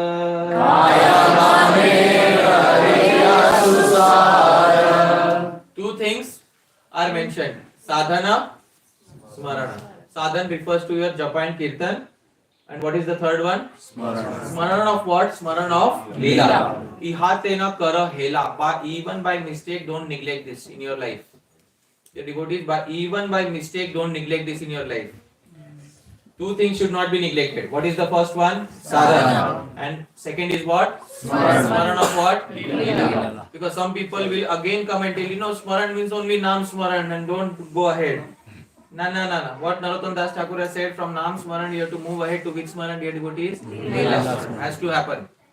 Ihate na karo hela. Don't neglect this. Because you are neglecting at your own risk. The condition of death has been kept on what? Anta kalecha mameva japan. Anta kalecha mameva smaran. Khadan. Kuman. Jigran. No. Then anta kalecha mameva smaran. Why did Sri Krishna keep the final condition of death on Smaran? Why not on Kirtan? It's a very important question to ask. Today I'll answer the question. Please hear carefully. The devotees, at the final moment of death, all the senses may stop working. Because we see a dead person only as long as his senses are working. After the senses stop working, still the living entity stays for some time within the body. Then the person is declared as clinically dead. I hope you are able to understand. So, when all the senses have stopped working, the person closes his eyes, is not able to see anything, the ears are not working, none of the sense organs are working. Somebody may be putting a photo of Krishna in front of you, he closed his eyes already. Somebody may be chanting, but his ears are not working. Dear devotees, the living entity is finally located in one part of the body. Which part of the body is living entity located? Heart. The heart is the most conscious part of the body, and the function of heart is to remember. With the final place where the living entity is located and the final function remaining in the body is Smaran. The test is whether one is able to perform this function with the final breath of one's life. This is the reason why Krishna has kept the condition of death on what? Smaran. Second question, dear devotees. Second point is, somebody may be born without the ability to see. Somebody may be born without the ability to speak. Somebody may be born without the ability to hear. But there is no individual who is born without the ability to remember. Some have less capacity, some have more capacity. But each and every one has some capacity to perform what? Smaran. And when it comes to Smaran, each and every one is gifted with Smaran. Nobody is there who is born without the capacity for Smaran. Therefore, this is another reason why Smaran is the condition on which a person is tested at the moment of death. Dear devotees, in Padyavali, the last 2 days we discussed many verses. A lot of paintings were drawn. You have to hang some of those paintings on the walls of the heart. A wall looks beautiful when it has paintings hanging upon it. So dear devotees, we should hang some of those paintings on the wall of our heart. How many were here? How many here were present in the Padyavali talk? Please raise your hand. Yes. I'll ask any one of you. Ajit Kumar Prabhu, is there any specific verse that you liked in that particular series of 2 talks? Any particular verse that took your attention? Anybody else would like to say yes? Which verse took your attention? Huh? The cuckoo came at night. Yes. So Sri Krishna came at midnight as a cuckoo. Alright? And then Sri Krishna called out to Sri Radha. And then Sri Radha wanted to come, but something happened. Jalila woke up. Alright. So, you have the painting in your heart already, right? You have to hang a painting. Did you find out which painting did you like? I like the same. The same one, alright. So everybody liked the cuckoo verse, alright. At the moment of death, if this particular painting appears in front of the heart, and with the final breath, if one remembers Sri Krishna and this particular pastime and leaves one body in the stage of samadhi, dear devotees, next life you will find yourself directly in the association of Sri Krishna. Right? So this is how perfection is attained on the path of devotional service, by paying careful attention to 3 limbs. What are the 3 limbs? Japa, kirtan and Smaran. So dear devotees, with that, I would like to pause my speech here. Thank you very much. Yadatra skhalitam kinchit vidvamsah purayantu tat. Yadatra saushthavam kinchit tad guroreva me nahi. Yadatra skhalitam kinchit. It is possible while speaking, I might have made a mistake, I might have slipped. But vidvamsah, you are all learned devotees, purayantu tat. Please correct any mistakes that I have made. Yadatra saushthavam kinchit. If there is anything nice in the presentation, please remember tad guroreva. Not a single definition was made by me. All of them came from my Gurujanas. It belongs to my Gurujanas, may nahi. It doesn't belong to me. I'm very happy today. I'm present at the home of my dear God brother Rasraj Prabhu. So I'm very happy to remember my Guru Maharaj. It belongs to him. My Diksha Guru, Sri Srimad Radha Govinda Das Goswami Maharaj. My Shiksha Guru, all the disciples of Srila Prabhupada, they are my Shiksha Gurus. All the God brothers of Srila Prabhupada, they are my Shiksha Gurus. All the Gaudiya Vaishnavas in the family of Sri Chaitanya Mahaprabhu from the past, from the future, and also in the present, all of you are also my Shiksha Gurus. It belongs to all of you. May nahi, it doesn't belong to me. Thank you very much.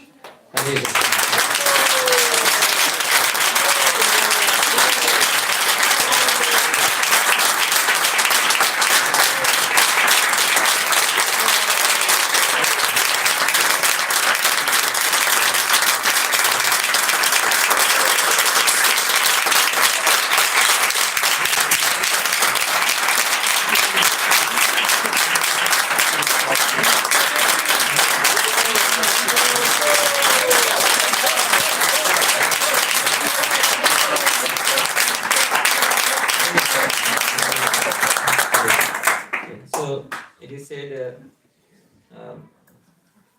Punan Prakriti Gurati, when it comes to friends, glorification should be done in public, criticism should be done in private.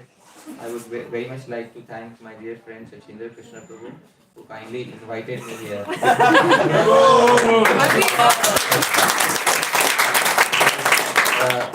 Last year also I had come, but the trip was restricted to only one day and planning could not have been done, but Sachindra Krishna Prabhu took the effort to do the planning and he kindly invited, and because of his arrangement I was able to visit for a few days.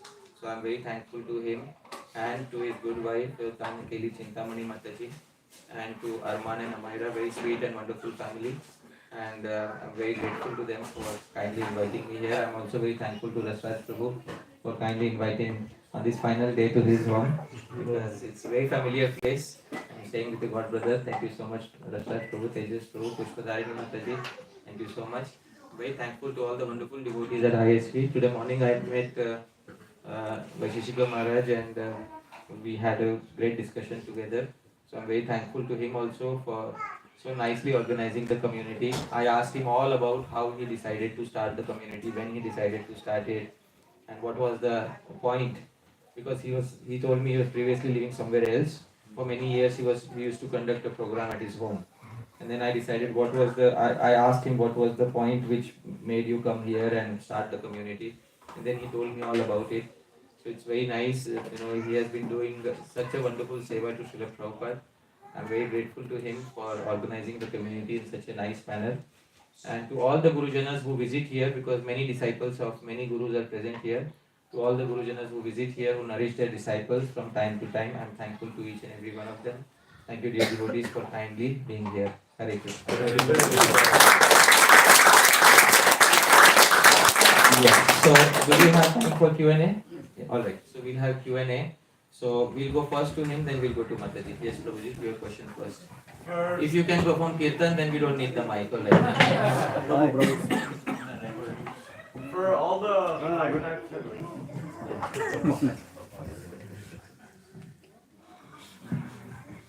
For all the 5 types of Smaran, is Dhyanam where Loba starts, or is that something different?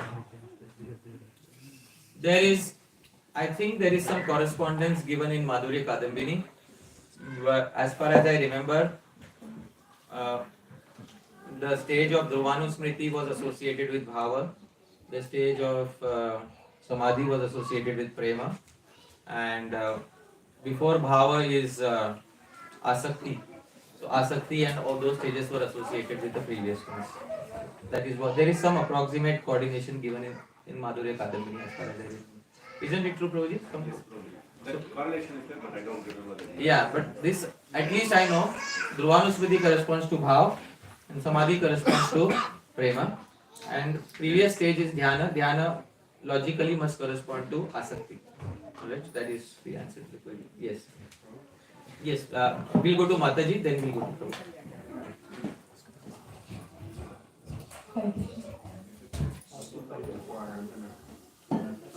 Yes, Mataji. Thank you so much, Prabhu, for the nice classes. I was not able to attend in person, but I was listening online. So, in your previous classes, you mentioned that whatever happiness we have experienced because of between the two embankments, union and separation, union happiness, we offer it back to Chaitanya Mahaprabhu, and when we experience some emotions of crying, that is actually empathize with Sri Chaitanya Mahaprabhu. Yes. So once in Puri, we heard from His Grace Madhavananda Prabhu that when we chant japa, we are also repaying the debt that Chaitanya Mahaprabhu owes. I did not properly understand that, but in this college, if you can shed some light on that. Okay. When we are chanting japa, you heard in Jagannath Puri from Madhavananda Prabhu that when you are chanting japa, you are actually repaying we are actually repaying debt to Chaitanya Mahaprabhu. Actually, in the Chaitanya Charitamrita, it is specified, Rupa Goswami has also specified, it quotes a verse from Rupa Goswami, where it said that when Shri Krishna had 3 unfulfilled desires, that is in Dwapar Yuga, and what were the 3 unfulfilled desires? These unfulfilled desires were Sri Radhaya Pranaya Mahima, Idrisho Vanayaiva, Swadhyo Yena Adbhuta Madhurima. That is the verse which specifies what is the glory of the love of Sri Radha, what sweetness does she experience in my association. When Krishna wanted to experience this, he wanted to have access to the mood of Sri Radha. But why will Sri Radha give access to her mood to him? There should be a reason why she should give access to her mood. Because her mood is exclusively her property. And she will not give. Why will she not give? Because her mood is for serving Krishna. If she gives her mood to Krishna, then Krishna will have access to her mode of service. Then what specialty will remain in her? I hope you are able to understand. So Krishna now wanted direct access to the specialty that is present within Sri Radha. She is not going to give it so easily. For this reason, Rupa Goswami mentions that he had to actually steal it.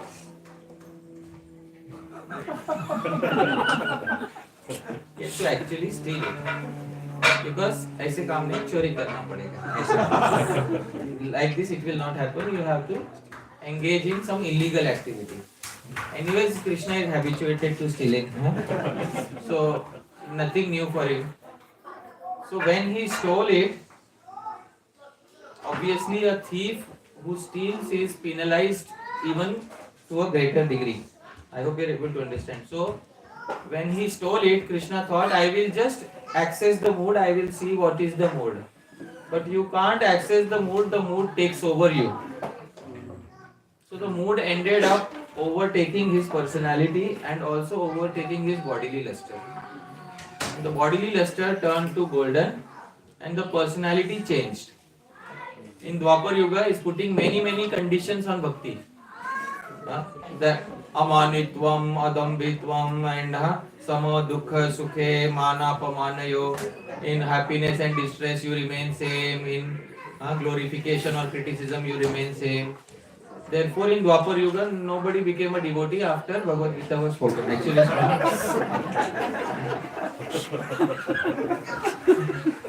so, can anybody tell me who became a devotee in Dwapar Yuga by reading Bhagavad Gita? Any popular name in Dwapar Yuga? Huh?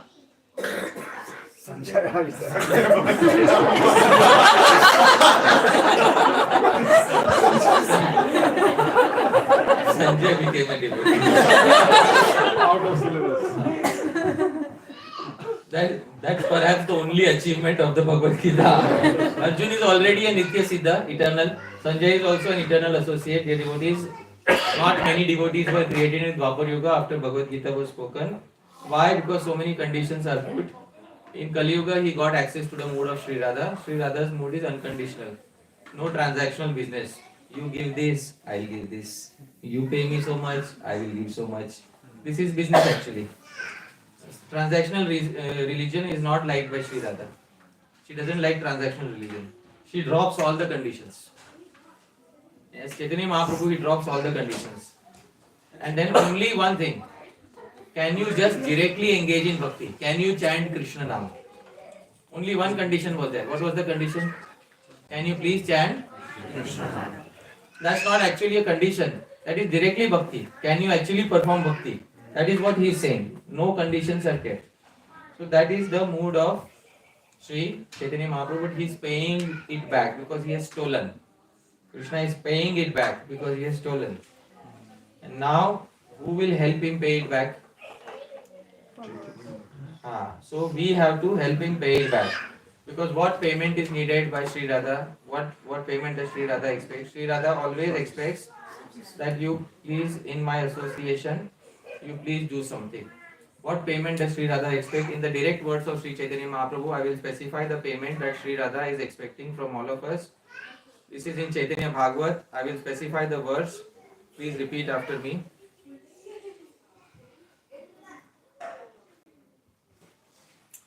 Yadi ama prati sneha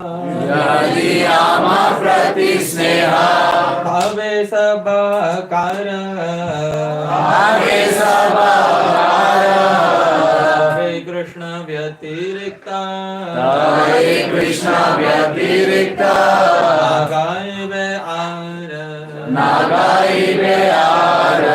Bhagavat, Chaitanya Mahaprabhu, Yadi ama prati sneha, if you truly have love for me, Tabe, then understand, Krishna vyatirik na gaivyar. Don't sing any other name besides whose name?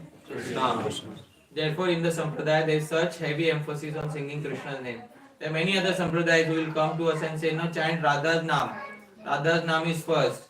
Radha's Naam is, Krishna will automatically come. We respect all of that. But we know, what does Sri Radha want? Whose name does Sri Radha want to hear? Krishna Naam she wants to hear. Therefore, in our Sampradaya, first priority is given to which Naam? Krishna. Because originally, we are not servants of Krishna. Gaudiya Vaishnavas are not servants of Krishna. Gaudiya Vaishnavas are servants of whom? Sri Radharani. Srila Bhakti Siddhanta Saraswati Thakur says something. Please repeat after me. Please read this particular sentence, Mataji, loudly in the mic. Devotees of Vishnu are called Vaishnavas. Devotees of Krishna are called Karshnas. And the devotees of Sri Radha are called Gaudiyas. This is a direct statement by Srila Bhakti Siddhanta Saraswati Thakur. Actually, the Gaudiya Vaishnavas are primarily whose devotees? Radha. And whose name does Sri Radha want to hear? Krishna. Other Sampradayas may say we want to attract Krishna, therefore we will chant Radha Naam. We say we want to please whom? Radha. And therefore we will chant which Naam? Krishna. This is our philosophy. This is a Gaudiya Vaishnava. Therefore, the best Naam to chant is Krishna Naam. And therefore we have to help Sri Krishna pay back the debt. And how Krishna will pay back the debt? When he has to do something which pleases Sri Radha. What pleases Sri Radha?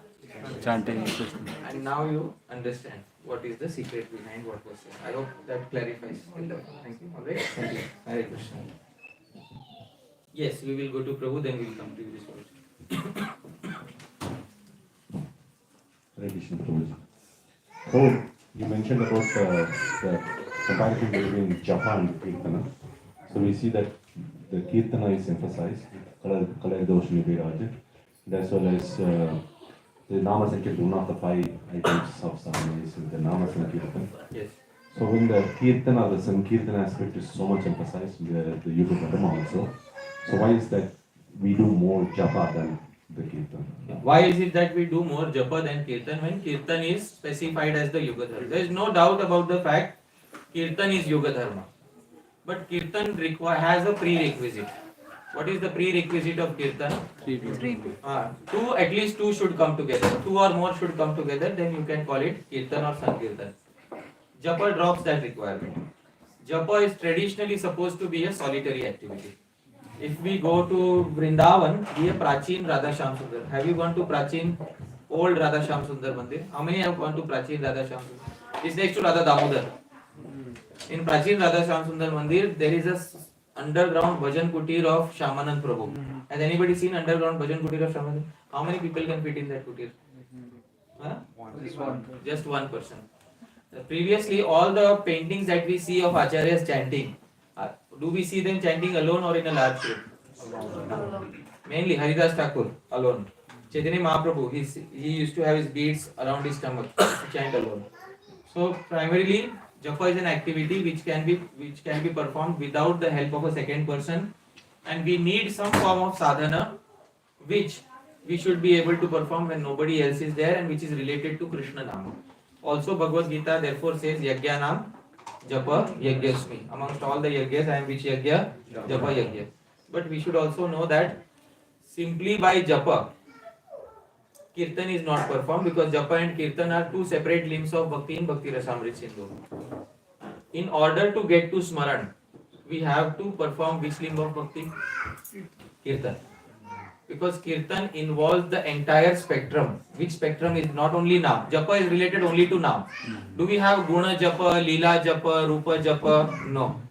But do we have Guna Kirtan, Leela Kirtan, Rupa Kirtan? Yes. So Kirtan includes the entire spectrum. And therefore Kirtan has superiority.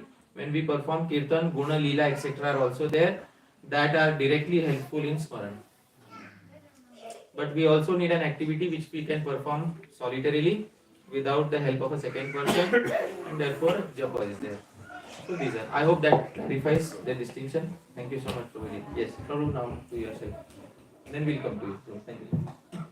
Oh, you kind of answered my question. My question was, you mentioned how Smaranam is very important in how the Kalecha Mamaya. So I was thinking what we can do as devotees that we can increase our Smaran of the Lord. So to increase our Smaran, we should increase our Kirtan. Because Smaran is directly linked to one process. Which process? Kirtan. Now when I say increase Kirtan, what does that mean?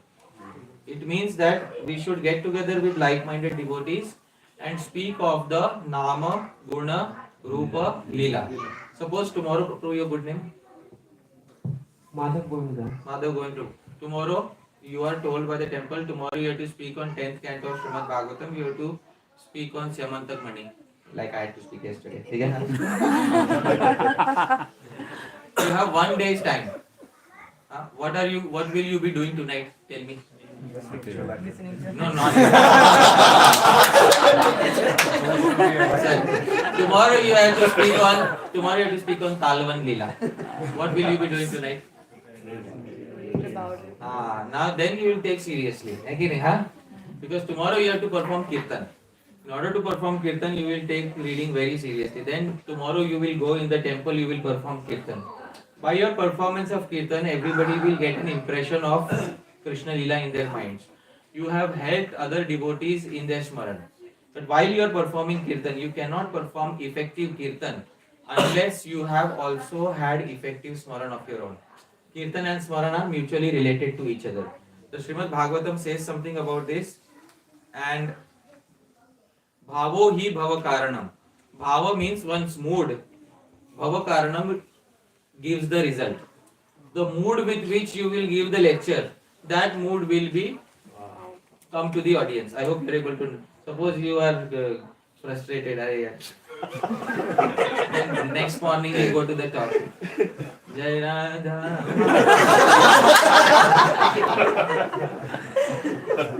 I welcome devotees. So we are discussing Talvan pastime.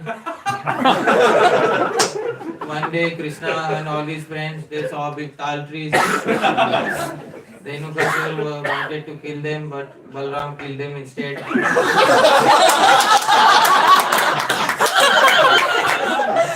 Oh my God. Such an important principle. Bhavo hi bhava karanam. You can't fake it when you are performing Kirtan. I hope you are able to understand. You can't fake it when you are performing Kirtan. Performance of Kirtan requires investment of heart. Without investment of heart, it's not possible to perform Kirtan. Yesterday, speaking on Syamantak Mani pastime, some devotees, oh, you made it so light-hearted, it was murder, but you put That's how I saw the pastime. Basically, that's how I perceived the pastime. When I read the pastime, I saw Krishna knows everything. Satrajit is murdered, and Satyabhama comes crying, and Krishna, what? Sasurji is dead.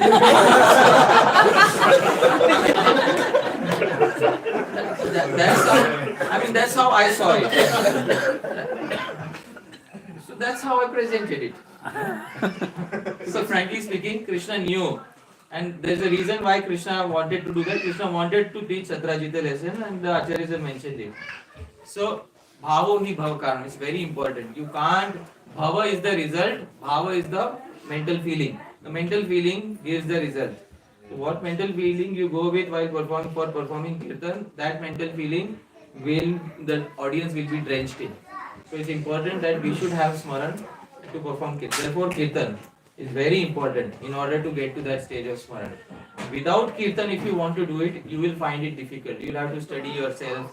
You don't have anybody to discuss with. When you don't have anybody to discuss with, then your doubts will not be resolved. And that enthusiasm to speak to others will not be there. So it will become difficult to perform Smaran. Therefore, kirtan is a very effective way of performing Smaran. So I hope that answers your query. Sure. In the kirtan, when you're saying kirtan involves nama, guna, rupa, then what is that adi at the end? Nama, guna, rupa, leela. Parikar. What does parikar mean? Associates. Dham. What does dham mean? Abode. Before I speak on Vrindavan, I should now set the scene. I should know what is Golok Vrindavan. Because if my impression of Golok Vrindavan is where there are concrete buildings and rickshaws are running on the street, that's not what Golok Vrindavan is. Before I speak on Padyavali, I should set the scene. What is Golok Vrindavan like? I have to refer to the previous acharyas. Anand Vrindavan Champu says there are 6 seasons in Golok Vrindavan. 6 seasons, 6 eternal seasons in Golok Vrindavan. There are 6 compartments in Golok Vrindavan. Each compartment, one season is going on eternally. There is another compartment where seasons change dynamically. So according to the needs of the pastime, the 6 seasons are mentioned. None of the seasons can cause any amount of any distress to anybody. All seasons are pleasing. All seasons are pleasing to all the Vrajavasis. There is no material misery in Golok Vrindavan. So first and foremost, I draw the entire scene of Golok Vrindavan. I draw the stage of Golok Vrindavan. Then I start describing what it is, what pastimes take place in Golok Vrindavan. You see Gopal Champu, you see Anand Vrindavan Champu. The first chapter of both of them is dedicated to scene setting. Golok Vrindavan is fully narrated. The people, because they have this impression of Vrindavan, what I see here. In the spiritual world, I have to heckle with the rickshaw for 10 rupees. So that is not what is Golok Vrindavan. Golok Vrindavan is something different. We have to read it from the writings of the previous acharyas. So Adi includes Dham, Adi includes Parikar. 2 things are included. There may be other things, but mainly these 2 things are included in that. So I hope that answers the question. Thank you, Prabhu. Yes. SK people, no. Sri Krishna.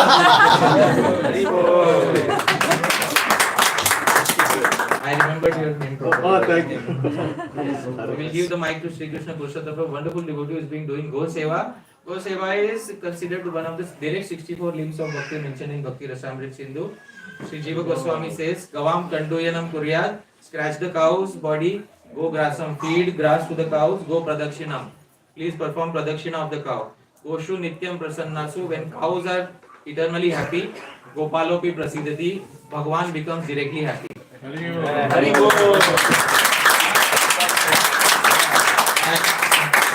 Prabhupada often like to say, Manav Seva is not Madhav Seva. Service to human is not service to Madhav. But Go Seva is Govind Seva. Please remember this dear devotee. One of the direct 64 limbs of Bhakti mentioned in Bhakti Rasamrit Sindhu. Sri Krishna Purushottam Prabhu, who is engaging in direct Go Seva.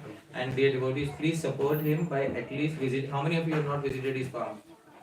Not visited. Please raise your hand. Please note these faces.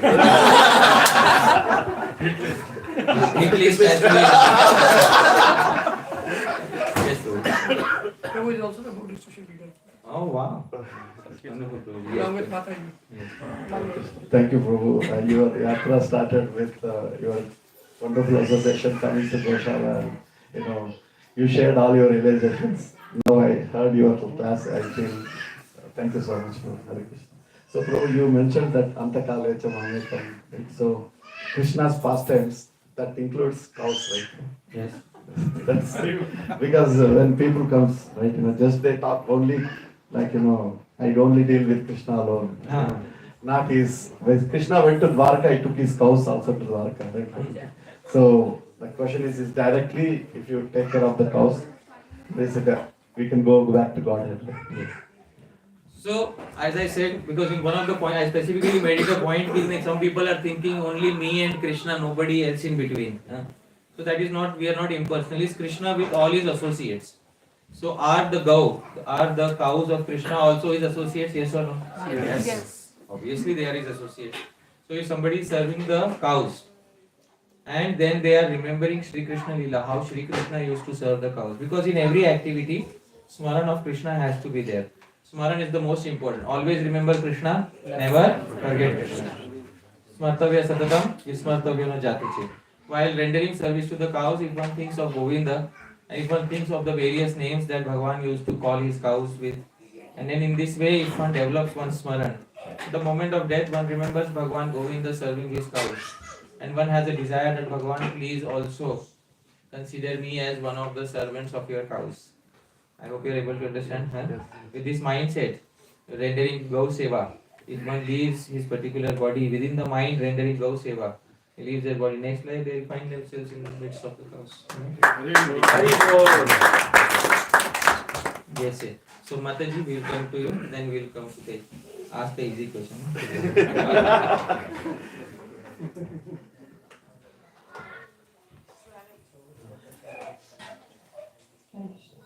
I have a question regarding Srimad Bhagavatam reading. As you know, Bhagavatam is not very intellectually, for many people cannot understand every aspect of Bhagavatam, especially when you consider the prayers of personified Vedas and fifth canto and everything. It becomes very tough, very difficult. So sometimes we get discouraged and that we're not able to understand Bhagavatam. Then what will we understand the other writings of Rupa Goswami and others? So what should be our mood in this case when we don't have that intellectual capacity to understand? Actually speaking, there is specified Vidyavatam Bhagavate Pariksha, that a truly learned person should be tested for their knowledge in Srimad Bhagavatam. The Upanishad say, Naham manye suvedeti, no na vedeti vedacha, yo nas tad veda, no na vedeti vedacha. Katha Upanishad say, Naham manye suvedeti. I don't say that I know everything. No na vedeti. Nor do I fake humility by saying that I don't know nothing. Yo nas tad veda. One who says that I don't know him fully, actually knows him fully. No na vedeti vedacha. And one who says that I know him fully, actually doesn't know him fully. It's a very nice verse in Katha Upanishad. Your condition is same as everybody's condition. We don't understand Srimad Bhagavatam fully. Why? Because Srimad Bhagavatam is Vangmayi Murti. It is Sri Krishna in the form of words. Understanding Srimad Bhagavatam would be to understand Sri Krishna directly. But how many of us can understand Sri Krishna directly? Sri Krishna himself doesn't understand himself fully. There is a fact. Vismapanam swasya cha saubhagarde. In the third canto it is said. What does it say?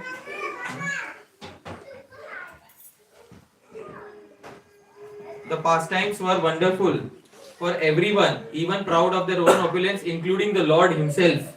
The pastimes of the Lord are wonderful for the Lord himself. He himself falls in amazement looking at his own pastimes. So does Bhagwan understand Bhagwan? No. How can we understand Bhagwan? So that is the answer to your query. We don't have to understand it fully. There is something which is in the Bhagavatam, which is what we are looking for. We are not looking for omniscience in the Bhagavatam. The third verse specifies what we are looking for in the Bhagavatam. Nigama kalpatarur galitam phalam Shukhamukhadamrita drava samyutam Pibata bhagavatam rasam alayam Muraho rasika muvibhavuka Pibata bhagavatam rasam. That was the instruction. It doesn't say, understand Veda Bhagavatam, understand fully. No. At the end of the day, we want something from the Bhagavatam. What do we want? If you have access to Ras, you have understood the Srimad Bhagavatam. The purpose is fulfilled. Alright? So, I hope that answers your query. Okay? We'll take one last question for the day because The purpose for which I am giving the program. If that is not fulfilled, then I will be unhappy. Okay? So we'll go to Tejas. I'll take your question. Yes, yes, Prabhuji. Tejas Prabhu. So, Here is the mic. So, at the beginning of the class, you talked about this idea that devotees have of looking at bhakti from the perspective of personal happiness. Right. So then you quoted this verse about the difference between japa and kirtan, and it said Shri Krishna naam japile apane se tare, right? So in this verse, it seems like we're talking about this personal gain again, right? Because apane se tare. So can you speak about how to demystify this seeming contradiction that's in there? So in the beginning, I said we are not interested in transactional religion and not interested in self. We should not be interested in self happiness. Self happiness is a small byproduct of attaining Krishna Prem. Apane se tare, one delivers oneself. Delivers means delivers to the stage of prema. That's it. It doesn't mean delivers back home, back to Godhead. Are we interested in going back to Godhead? No. Many of us still are. Should we take a test? Yes. Chalo, please repeat after me. Okay? Dear Radha Madan Mohan. Dear Radha Madan Mohan. In front of all the Vaishnavas. In front of all the Vaishnavas. I today give up the desire to go back home, back to Godhead. Now I don't want liberation. If it comes without your prema. Alright. So dear devotees, those of you who spoke with heart, Bhagwan has heard. My job is done. So liberation is not something that we want. In the second verse, dharma projita kaita potra. Cheating religion is rejected in Bhagavatam. Sridhar Swami comments and says, moksha visandhir api nirastam. Even liberation is rejected in the Bhagavatam. So we can see the commentary of Sridhar Swami in that. And Chaitanya Charitamrita quotes that Prashabdena moksha visandhir api nirasta. Chaitanya Charitamrita Adi 1.93. They just read the translation. The prefix pra in the verse from Srimad Bhagavatam indicates that the desire for liberation is completely rejected. Obviously, the desire for liberation is completely rejected. It's right there in the Chaitanya Charitamrita. It quotes Sridhar Swami's commentary. Dharma projita. The pra in projita indicates that liberation has also been rejected completely. That is the Gaudiya Vaishnava stance. But when verses like this say, apane se tare, one delivers oneself. For a Gaudiya Vaishnava, what is deliverance? Prem. Baki, going back to God, it is Krishna's headache. That is not my headache. I hope you are able to understand. Today onwards, we should give the headache of taking back to Godhead on whose head? Krishna. Bas. Our headache is to attain which stage? Krishna. Bas, that's it. After that, we are not concerned. Taking back to Godhead, not taking to back, that is Krishna's headache. Our headache is to attain prema. Our selfishness is in prema. And more than Krishna, we are interested in rendering service to another personality. Which personality? Because we don't want those terms and conditions. First become free of desire and this and that, and free of loss and profit. And who will fulfill it? It's like applying for a visa process. I want visa on arrival. That's what I want. Therefore, I am applying for Srimati Radharani's Seva. Application for visa, Srimati Radharani's Seva. That is what I want. When I went to Europe 3 years ago, I applied for the most difficult country, Netherlands. They asked for 10 things. So, what property do you have? So, what do you have to do? What property I have? I'm going to return back in time. That's all that is needed. No, how much you earn, give your tax return, this and that. And they got into my personal life, so I got a little unhappy. So still I applied and rejected. So I'm little unhappy. But next year I decided to apply to another country. Then I took a list of all the countries and found out Switzerland only wants tourists. They only want to see if you have sufficient bank balance. So I applied to Switzerland. Only one thing. How much bank balance do you have? you fulfill the minimum criteria, visa given. And through the Switzerland visa, you can enter into Netherlands. That's called a Schengen visa. Switzerland visa, you can enter into Netherlands. So when using Switzerland visa, I went to Netherlands and the authorities I showed this is my Schengen visa. So this is what service to Sri Radharani is. It is devoid of all the conditions and prerequisites because Bhagavan has so many conditions in his mind. So we want to actually render service to Sri Radha, Sri Chaitanya Mahaprabhu. Krishna's service is definitely because Sri Radha loves him, therefore we love him also. But our first priority is to render service to the mode of Sri Radha, that is the Gaudiya Vaishnava. So I hope that answers your query. Okay? Chalo, very nice. So we will pause at this point of time. Thank you very much, dear devotees. Srila Prabhupada ki Jai. Ananta Koti Vaishnava Vrinda ki Jai. Gaur Premanande. Thank you very much. Parshad Prabhu ki Jai.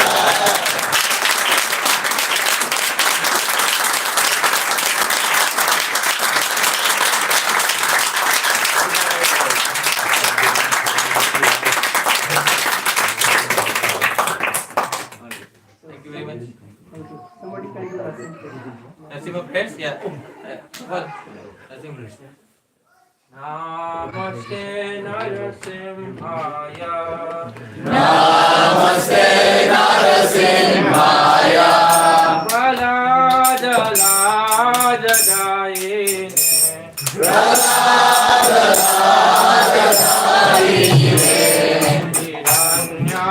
Hiranyakashipu Purvaksaha. Hiranyakashipu Purvaksaha.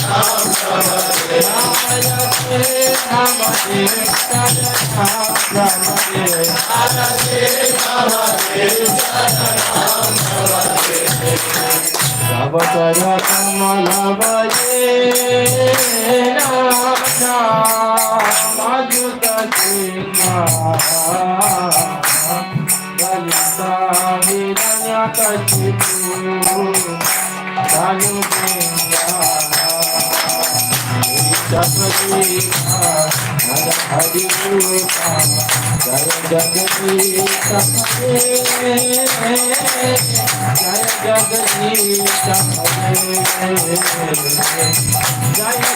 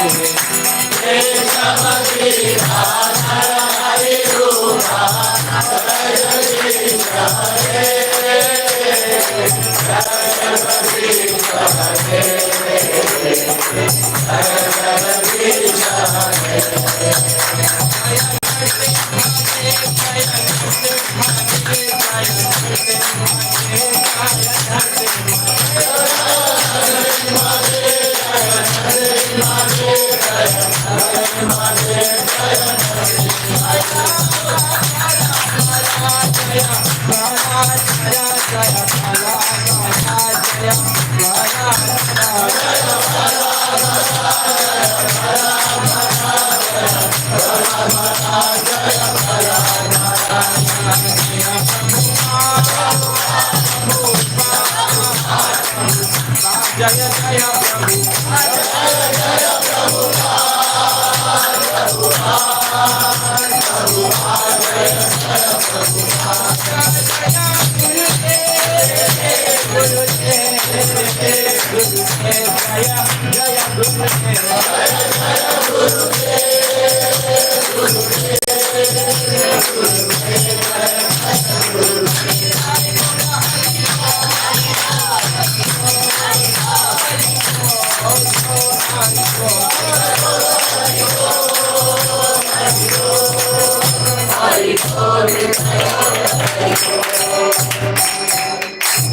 Lakshmana Sena Bhagwan ki Jai. Bhakti Shiromani Shipla Maharaj ki Jai. Guru Prabhupada ki Jai. Jai Gaur Premanande. Dear devotees, let's also have a round of applause for the devotees who are doing kirtan. His Gopal and Prabhu was also doing kirtan. Hello, Yuda Prabhu. Let's have a round of applause. Shastra sir. And for Shastra sir.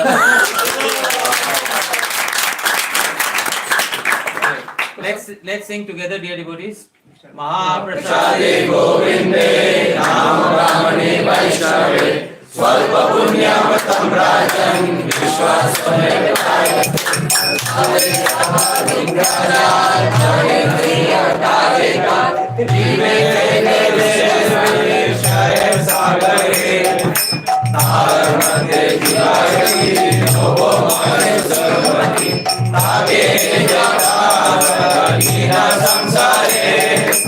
Krishna Pada Doya Hoy Kori Bhai Ki Bhajar Mahaprasada Dilo Bhai Jaya Amrita Bhau Radha Krishna Guna Bhau Jaya Gopi Jaya Janita Jai Bhai Jai Bhai Jai Shri Krishna Chaitanya Prabhu Nityananda Jaya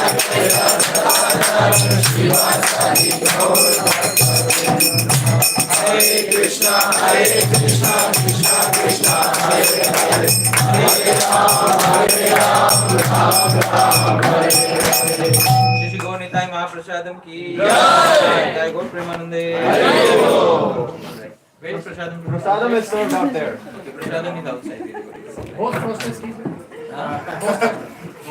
We have already done Jai for the entire family. Okay.